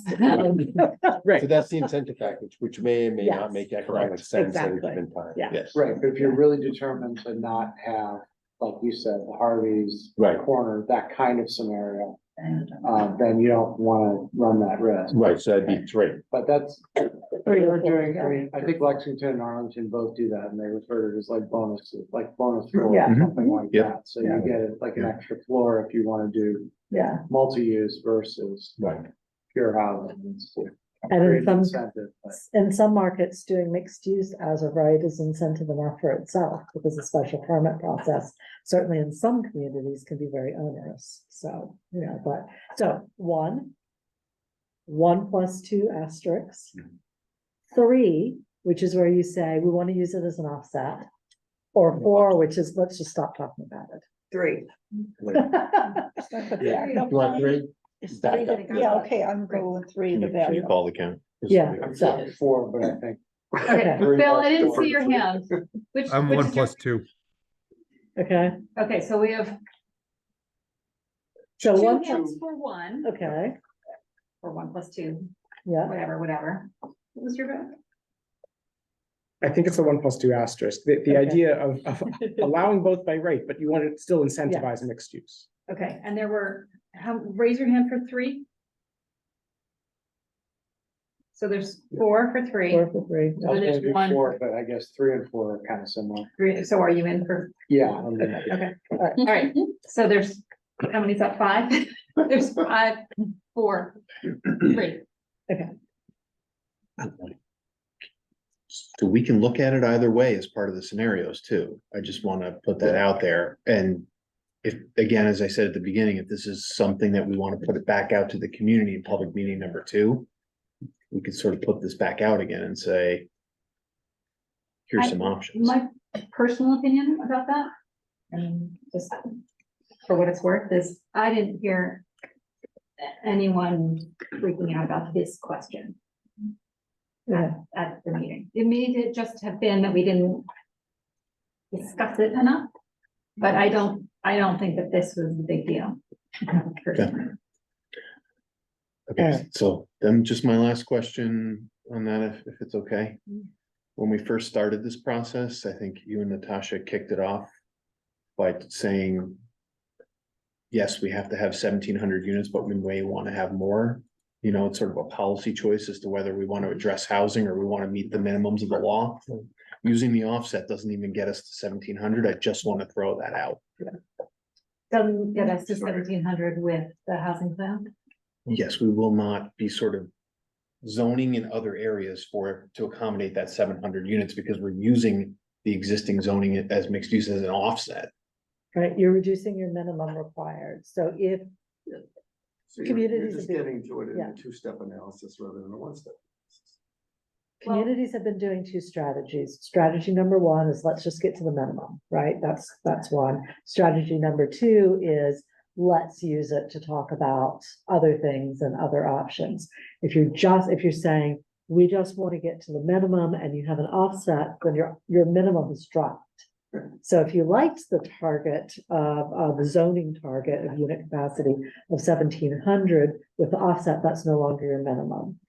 So is it better to just exclude it? I'm not going to tell you what to do because that's a policy decision. No, but from the numbers perspective.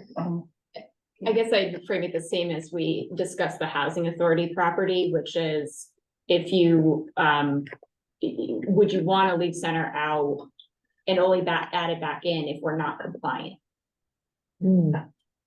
Okay. Do you know what I mean? Yeah. Or do you have a policy goal that you want to generate less unit capacity outside of the center district as a policy choice? Mhm. And in that case, you would want to do number 3. If you don't want to lower the unit capacity outside center, you would be number 4. So maybe you want to revote. Yeah. I just want to make sure people really are clear about the choice they're making. Yeah. And we could maybe think about modeling scenario, so we know what that offset number is. We could do that. Yeah, can I make a suggestion? Yeah. Maybe, I'm confident you all are gonna make a crawler. And I am pretty confident. So my thought is maybe we defer the option to January 4th, because we could go around the building. We're taking a lot of time on what is really just an option. If you all come up with a crawler, everybody's happy. Well, if we don't need the offset, we don't know yet whether we need the offset or not. Exactly. So that's why I'm saying we defer to January 4th. I believe the number of units was 1,784. And I know there's different scenarios proposed, but I think one of them should be to try to match that legal requirement, what it would look like.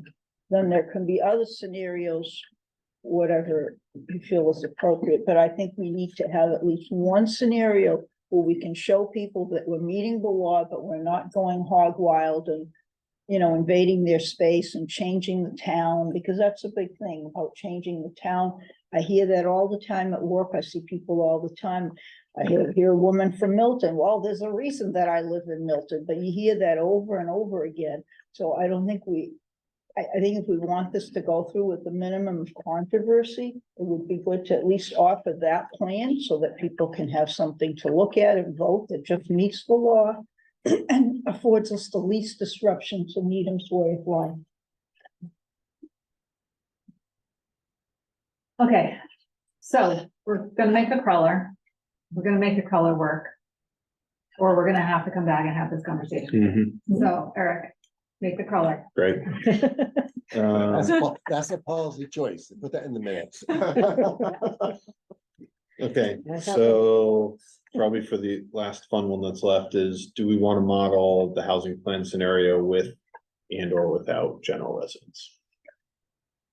What is it you're Can you talking walk about? us I through don't know that? what you're talking about. Yeah, what are you talking about doing with general residence? I saw some stuff about A1, but they're different. General residence. I thought we learned that general residence, as it stands now, will not help us at all Under existing zoning? under existing Yeah, zoning. but under the housing plan, there was a change that would allow us. to No, count there that. wasn't. No? No, it's the same issue that we had before, which is the 8 units per acre. All right, so- It's limited to two dwelling units on a 10,000 square foot lot. All right, So the only thing we had done with regard to general residence is in a few areas, we tried to make a connection by saying, let's rezone these general residence blocks to apartment A1 so that we can then connect it. And now we're saying if we don't need to do that, let's not even do that, or at least that's what I'm saying. Well, I am just gonna point out that the feedback from our community forum expressed a lot of support for increasing the density on the general residence in the general residence district. Yeah, I mean, I'm interested in the idea of making it by right to 4 units. Or even, or 3 units at a certain size and 4 above a certain size, something along those lines. I think it's something worth looking at. From all this discussion, I'm kind of hearing like 3 scenarios that maybe we could play with. So the base scenario, which was presented at last week, which is basically the housing plan. Yeah, The modified housing plan, which is that base plus Hersey area plus downtown center with the crawler minus the general residence. And then the third one would be basically the minimally compliant district. Whatever that looks like. Would you be comfortable with us making the choices of what that looks like? We say, look, because it's a little bit harder to get to a very specific target. So we would probably have to be going back and forth to say, okay, Yeah, you're in the seat. what did you say at the end about general residence? Yes or no on general residence? I heard from Gene to take that out. but the first one, Well, The first one would have it in. different ideas is Michael's idea. but what about the zoning? Make general residence work for us. Increase the zoning. By in general increasing the residence, density. include it. Well, That make will it, work. it would be 4 units per lot instead of, currently it's 2 units per lot. Yeah. So one scenario would be to make it 3 or 4. Yeah, that, see, that would work. Current, We've already seen that. and it was Would too it be, not all general residents, but like, as you were saying, just certain lots that connected or? I thought what was being discussed was all general residents, Okay. but Well, the how, I haven't thought about whether, I know. the High Rock Homes area probably would be, you know, excluded from that, but the lower part down here. But the other part. Yeah, my only concern about that is, well, I mean, I think those three scenarios are fine. My concern about the last one, taking out all the GR, is that Chestnut Street is almost all, Just. I don't think that's not, that's on the other side. it's on the other side, okay. That's Maple Street down there, And that part. maybe, And then this GR, I think, is the police station. You know, there's some stuff. And the there. overlay, and the overlay goes over the rest of the street. and The Chestnut Street. Gene, maybe I didn't understand. I thought you were saying just the general residents near the heights? Or? oh, Yeah. in the housing plan, we called for, you know, I've got it right here and it shows it on the plan. We're gonna pull up A on few that. blocks, a few blocks, kind of near that Carter's building in that area, changed to, apartment A1. So that we just get a contiguous area that's zoned for multifamily by doing that. Another way is to simply keep it as a sort of maybe general residence -2 and increase the number of houses units you can have. Right. And So that 3 or would, 4. that would do it too. Yeah. Either all, everywhere, change general residence everywhere to allow 3 or 4 units. Or change general residence in just this certain little areas. What do you, Not just the small contiguous that we were talking about, that's not what I had in mind. That's not- I thought It's broader not, than that. right. Yeah, you wanted something broad, yeah. But picking up on Gene's point, I do think, I mean, we've talked because the housing plan uses the construct of the existing zoning. Ultimately, I think we're gonna end up with an overlay.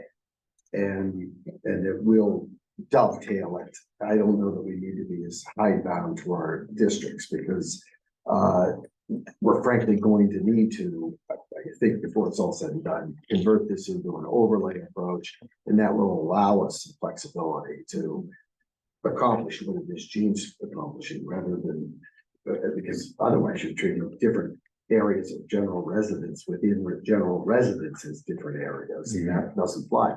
There's no uniformity. Right. So I think you have to go, we have to go ultimately to an overlay and have a more refined brush than we have today. And it's fine with me. We don't have a refined brush today. We've only been at this 2-3 months. But before it's said and done. You mean leave the areas I was talking about, general residence, but put an overlay over them? Yeah, I mean, my own view is all of Multifamily this in goes with certain an overlay. areas, something like that. All of this before we're said and done is one overlay. We go to town meeting, with one overlay. We're not explaining to town meeting all the idiosyncrasies of the underlying zonings. We'll be there for the week. And not a fun week. So, I mean, my own view is that's how we do it. And in these areas, you know, I'm way ahead of myself, but in these areas shown in this plan, here's an overlay district. This is what would be accomplished. Area A would have more density, area B would have less density, so maybe 2 overlays or 3 overlays. But something like that, that's kind of intelligible to someone who's not a professional zoning person. I guess I'll frame what I think the questions are. So this map is from the housing plan and it is the map with the recommend changes in place. So I guess the way I look at it is for the general residents, highlighted areas of general residents. I think there's 2 questions. Do we include for contiguity alone with no zoning changes? Or do you want to do a zoning change like Michael proposed to allow 3 or 4 families as of right in the highlighted areas of GR? Well, there might be, I thought it had to be 3 units per. On a Yeah. lot. Yeah, so we would have to Three change So we units. would have the to change zoning. it, That would even be if our- included for, yeah, Yes, that would be a zoning change. yes. didn't you just say include it with no zoning changes just for continuity? But we'd have to do zone change We have to, regardless. yeah, for we need another unit continuity. on that. Okay, Yeah. thank you, yes. So we either have to change it or get rid of it. Correct. Yeah, although Yes. there's at least, what's the one that's, yeah, what's the one that's to the right of the red? Oh, This one? That's Yeah. That's proposed, I think. That's the Church. Where is that? That's where the the church, is? that's not zone general residence current. I'm sorry. We, well, I think when we were putting this map together, we thought general residence counted and we changed whatever that is to general residence. Oh, Probably okay. SRB. And we were before, I'm mistaken, guessing. so we would need to change it or change it to something else. I think that's currently where there's a church. Yeah. And All churches don't get upset, So churches have gone the out of business library's before and been here. turned into housing, so we The thought better library's here, safe the than church is sorry. Here, this goes up to 100 Avery, I see. Oh, okay. Okay. this That's goes general. up to Trader Joe's and the block prior to that, Yeah, yeah, just. I'm confused now. Are you saying general residence as in the zoning doesn't comply because it's not dense enough? Yes.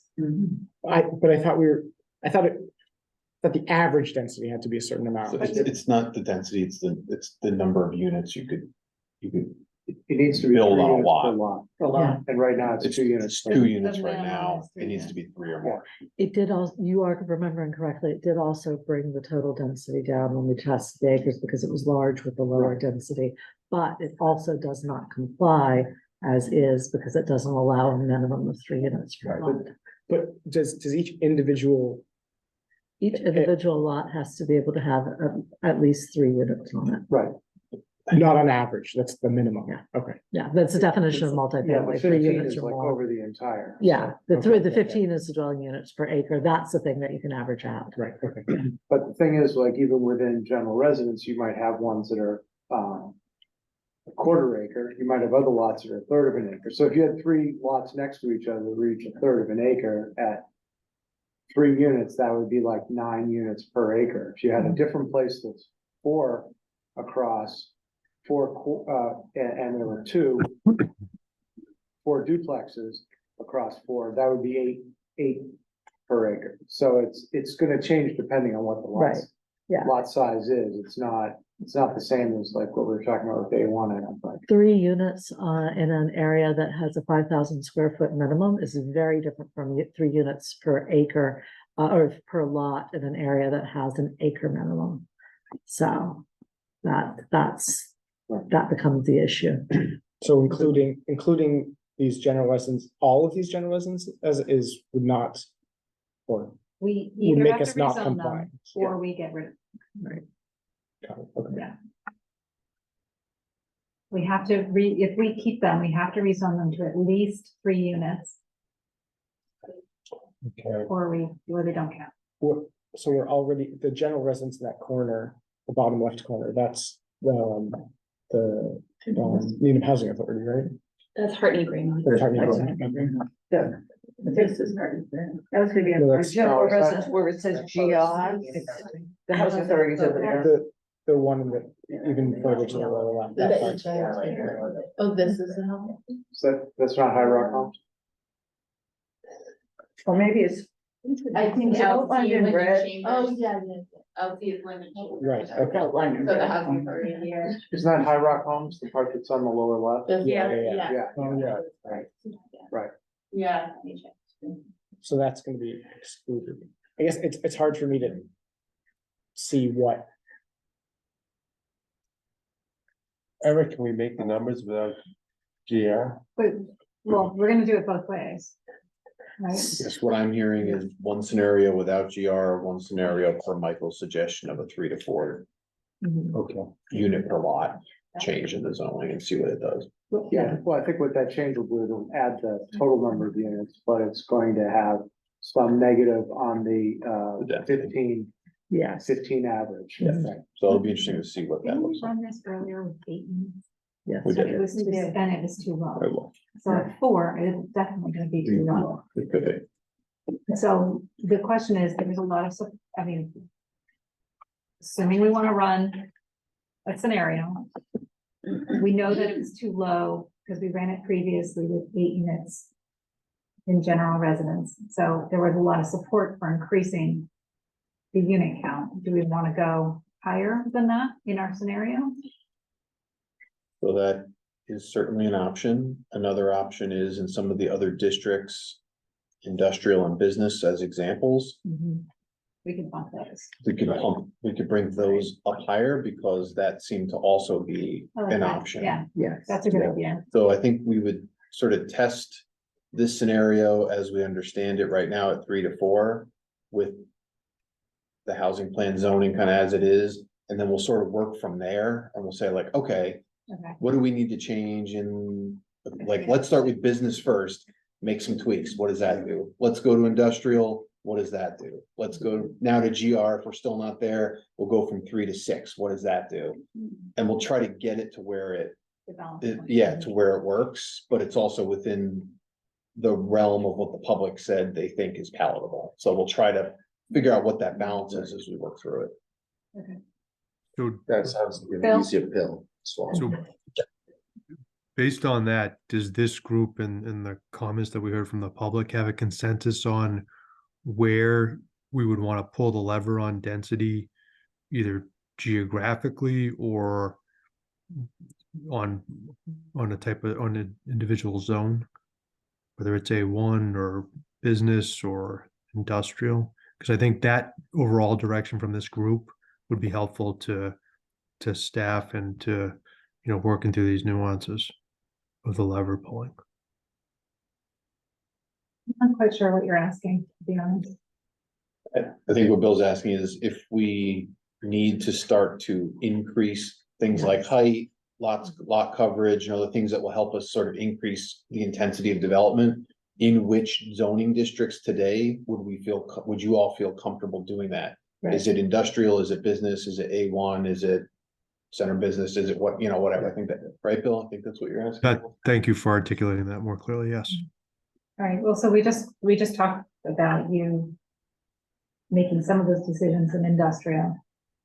What other, We've talked about areas, is there a maximum height you don't want us to go beyond? Is there a maximum lot coverage you don't want us to go beyond? Do you want us to stick to the ranges that the public identified? Which we could certainly do and play within those ranges. Or the colors, put them together, gave us a fairly clear, so we could say, we're gonna go no higher than this, we're gonna go no lower than that. So if you're comfortable with us using those ranges, then we could test that out and see if those work. Leave those in the middle. Yeah. I take it even maybe one step further is if we wanted to, do you want the density spread? I'm just using as an example, if it were a choice between, 3 stories or, a 1 FAR across the entire spine, or, a 0.5 FAR and a 1.5 FAR in one in the Heights and one in Chestnut. Do we want to provide that type of guidance or any sentiment in regard to that? When I'm looking at the map and the Heights, there's more physical area that's proposed to be rezoned in the Heights than around the other stations. So I guess I would suggest if there are going to be increases in density beyond what's shown here, that they focus on areas outside of the Heights. Such as Chestnut Street, maybe. That's, or Highland Ave between the Heights and the Junction. And those are really the only areas shown here, That It business is- zone. To me, that could help with the retail as well, in the central business district. The more foot traffic, the more density in that area, potentially the more, from a business and economic development, that may help as well. I think Chestnut Street in the center, and the overlays go up to a 2 already by special permit. NFAR, you're talking? Yes. We had like a maximum. Wait, do you or who would have any sense for within the DR, what percentage of those are currently single family or what percent are currently duplex? I think I I can get you that information. I think, well, we used from about 5 years ago, I think we mapped it all. Okay, When we were doing a large house study. yeah, because anything that's currently a duplex is unlikely to change, right? It would only be. I think it was predominantly duplexes within the district. I have the mapping. It is already I predominantly have, duplex? yeah, I have the mapping for the large house study. I can Okay. share that with you. All right, Well, that goes to fiscal impact, you can zone it, but will they come? right. Yeah, I think that's an under discussed aspect of it. Yeah. So I think I can probably safely state this from some of the other models that we've done, that we've found, depending on the community, there's usually one factor that ends up governing, right? And you can play around with the others, but there's one that seems to work based on the parcel size combinations that we're looking at, based on the dimensions that we're testing. I kind of think that if we have the range from the public that we can work within, that will let us figure out that what for you is the governing factor. And then we can come back and say, okay, we tested these. This is the thing that's driving it, right? This is the one factor that for you is changing whether you're getting a lot of capacity or a little capacity. We've played with it in these different ways in the scenario, and this is the impact. So if you're comfortable with us saying roughly within the sort of, and I like the fact that one group was a little bit sort of more flexible and the other group is a little bit tighter, because that gives us a better range to work with, as opposed to if everybody had gone in one direction or the other. So if you're comfortable with us doing that, I think we can use that to figure out what that particular piece is and then report back. Do you also want flexibility around parking? Yes, Yeah.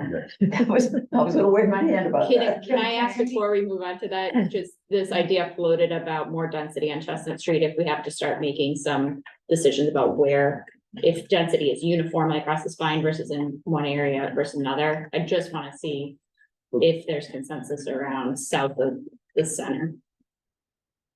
The idea of Chestnut was to be like the A1, right? And that's the existing, you're talking about doing something up from that?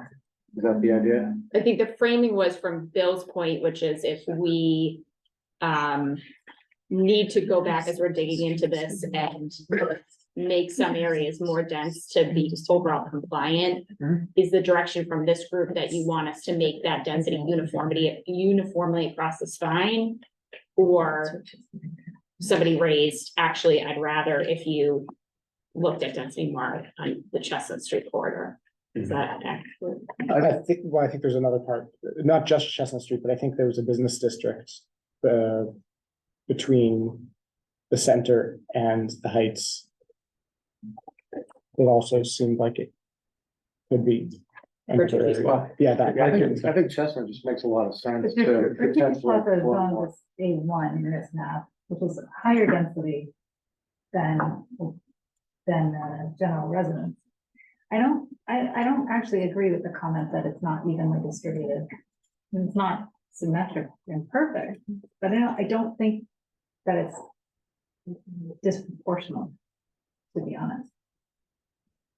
I mean, it's ever so slightly higher in the Heights. But it's fairly yellow on the bottom too. I think this is pretty well distributed along the spine with maybe it gets skinny in the middle. It's like it's wearing a belt. Right. I think the big difference is the Needham Housing Authority, which is gonna be taken out anyway from this map, right? Needham Housing Authority is that little linden slice. And the High Rock Homes. Oh, and High Rock. Yes, both of them. Oh, okay. And if we can't use Hillside School anyway, we won't be proposing that. Right. So that big gray area will be gone in Heights. I think there's a point at which we might get too micro-oriented in this conversation without us being able to give you some results. Yeah. So it might be easier if we started to take back. So what I have is obviously the housing plan scenario, which we've already talked about, a modified of the housing plan that includes Hersey and our Crawler. And without the general residence, and then with the general residence. So Hersey and Crawler are always part of that modified HP, but we're testing the without the general and width and that. And then that minimally compliant one, Crawler or crawler, or half donut. downtown. Oh, Yeah. right, thank you. Crawler. Well, I know Guessing Elizabeth, that. Elizabeth scenario. Yeah, that was the minimally, Oh, yeah, sorry. yeah, no worries. Conversation. Lots of conversation going on. So the minimally compliant, which we will sort of use our discretion to come up with something basically on what we've heard from you as policy, but to try and get to that, because that's a little complicated to work out in abstract to get to the minimally compliant. But I agree, I think that's an important thing to show. But So. the issue Lee raised, I just want, isn't it an important issue of the not very well informed effort I made to try to understand how the GIS worked? It did seem to, if you required like 1.5 spaces per unit, that took away land that they said could be used for housing in the Yes. GIS. Yes, the parking Yeah. reduces the building footprint. They really. So the more parking you have, the less building footprint you have, the less building footprint, the less volume, the fewer units, and your capacity goes down. Yes, so even if our zoning says 18 units per acre, oh boy, that's easy, 18 units per acre. Yeah, No, it does not work like It that. in does the not housing work model. that Yeah. way. So shouldn't we be talking about what the parking standards should be in order to run these GIS systems? We can do that, or we can run it as it is and see what the results are. And if we are not getting enough units, we can tweak the parking. Yeah. Unless the group feels really strongly that the currently established parking regulations are either too high or too low, then we should have that conversation. We had a parking study. And although the parking study focused on the center rather than the outlying areas, they did do counts at several multifamily developments that are near the downtown and determined that the amount of parking needed was much less than what's required. I forget if it was, I think it was 1 space, not 1.5 space, but maybe it even went down to 1/2 space. It went lower, but I think one was. One was like we the were looking at. compromise that everybody could live with. We So I think overgarage. we should run one. I really think we should make that part of our proposal. Sure. Because it's all within 1/2 mile. You can Right. walk to the train. But even just aside from that reason, we have no on-street parking overnight, right? Right. So the reason you normally want some kind of parking minimum is to keep It's one change. cars from Hmm. flooding other areas or, whatever, and so it gets like. But if we don't have off-street parking, then, I mean, in theory, you could go to 0, and it's a developer choice whether to. It's a developer's. Like if yeah, a developer wanted to put a building up next to the junction that had 0 parking.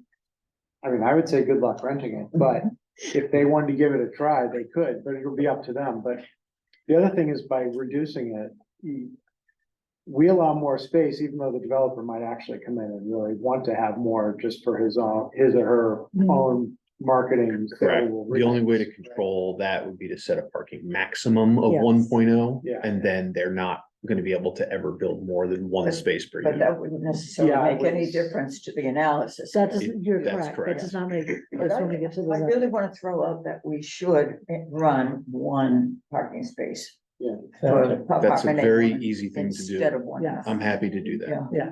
Can I ask that if it's easy to do, can you run it both ways? 1.5 and 1. Yeah. Yeah, Katie just said that in my ear. Yeah. My reservations in a suburban community, whether one is. Yep. Well, I just have one additional, Read the study. one comment about this parking issue, because one street over where I live in the Heights on the Newton border. There was a lot of tear downs that occurred one street over from me on Riverside Street. And they built these 3-story multi-dwelling units, townhouses, one after the other, where it's so narrow, you get one car, they open one door, it hits the fence of the property line, the other door opens the driver, it hits the house, the wall of the house. Well, what ended up happening is that they had to have a special permit to allow on-street parking, because there simply was not enough parking worked into all these multifamily units. So keep that in mind too, because, even though it's gonna be the walking distance to the T, it's very hard to do anything using the schedule of the commuter rail around here. Every time I've tried it, it's a disaster. Keep that in mind that, you know, modern families, if you have two people living together, chances are in an affluent Needham, there's gonna be two cars. Yeah, so we can run it both ways. Yeah. I think it is. So, do you guys have, are there more? Are there more Nope. things, or do you guys have the details that you need to run? This is what we need, and we can work with staff on the other pieces that we need to. So, This is really helpful. Yeah, you guys have done Thank you. great. Thank That was you. amazing. Yeah. Well, Right. yeah, go ahead. One comment just about mixed use, and Yep. I don't think this Oh, is yeah. going to be factored I think this is a in. good point. Okay, so I think the reason why I think mixed use is really important is for two reasons. For walkable areas, so especially since most of the housing is gonna be on the spine or proposed to be on the spine downtown. People need to be able to walk to restaurants or grocery stores or to do their errands. And if they don't have that option, if there's not enough commercial in the area, people are going to have to drive. They're going to, because we're talking about, you know, being near a train to go to Boston. The train only really goes into Boston. It doesn't take you to Roach Brothers or to Sudbury Farms. So if people, you know, are able to walk to their destinations more often, it's going to alleviate traffic and make things better. Then the second reason is financial. So commercial right now is taxed at a higher rate than residential. So if there are any increased costs associated with more housing and more people living in the area, we're talking about schools and sewer and water, it would be good to be able to offset those costs with more revenues from commercial businesses. Yeah, I agree with you. Nice job, Peeps. I think it's clear that we've kind of hit the hard work, though. And I think it only continues from here on out. So I'm very pleased that we were able to make all the decision points. I do want to point out that we're noticed for 9:30 and it is 9:15. So I'm gonna give us all a big pat on the back. We did this and we finished early. Lots more to do. Next meeting is. Sometime in the December future. 20th. December 20th, so Coffee. enjoy We the will keep you holidays. updated over email. Right, sorry. Yeah, enjoy the holidays and, maybe, well, we'll talk about it later. Okay, do we have a, yeah. And move, we adjourn. Second. Second. Yeah, I hear, but we have to vote. Oh, it's roll call. All in favor? Roll call. Yeah, we gotta do- I'm sorry. We can do I'm it in every favor. time. Because Oh, if there's we a have Zoom someone on Zoom. participant. Let's start with Phil. That's a yes, I think? Yes, okay. Michael? Yes. Chair votes yes. You don't. Yes. vote, sorry. No. Yes. Yes. Yes. Yay, we're adjourned. See you on the 20th. Happy Thanksgiving. Yeah.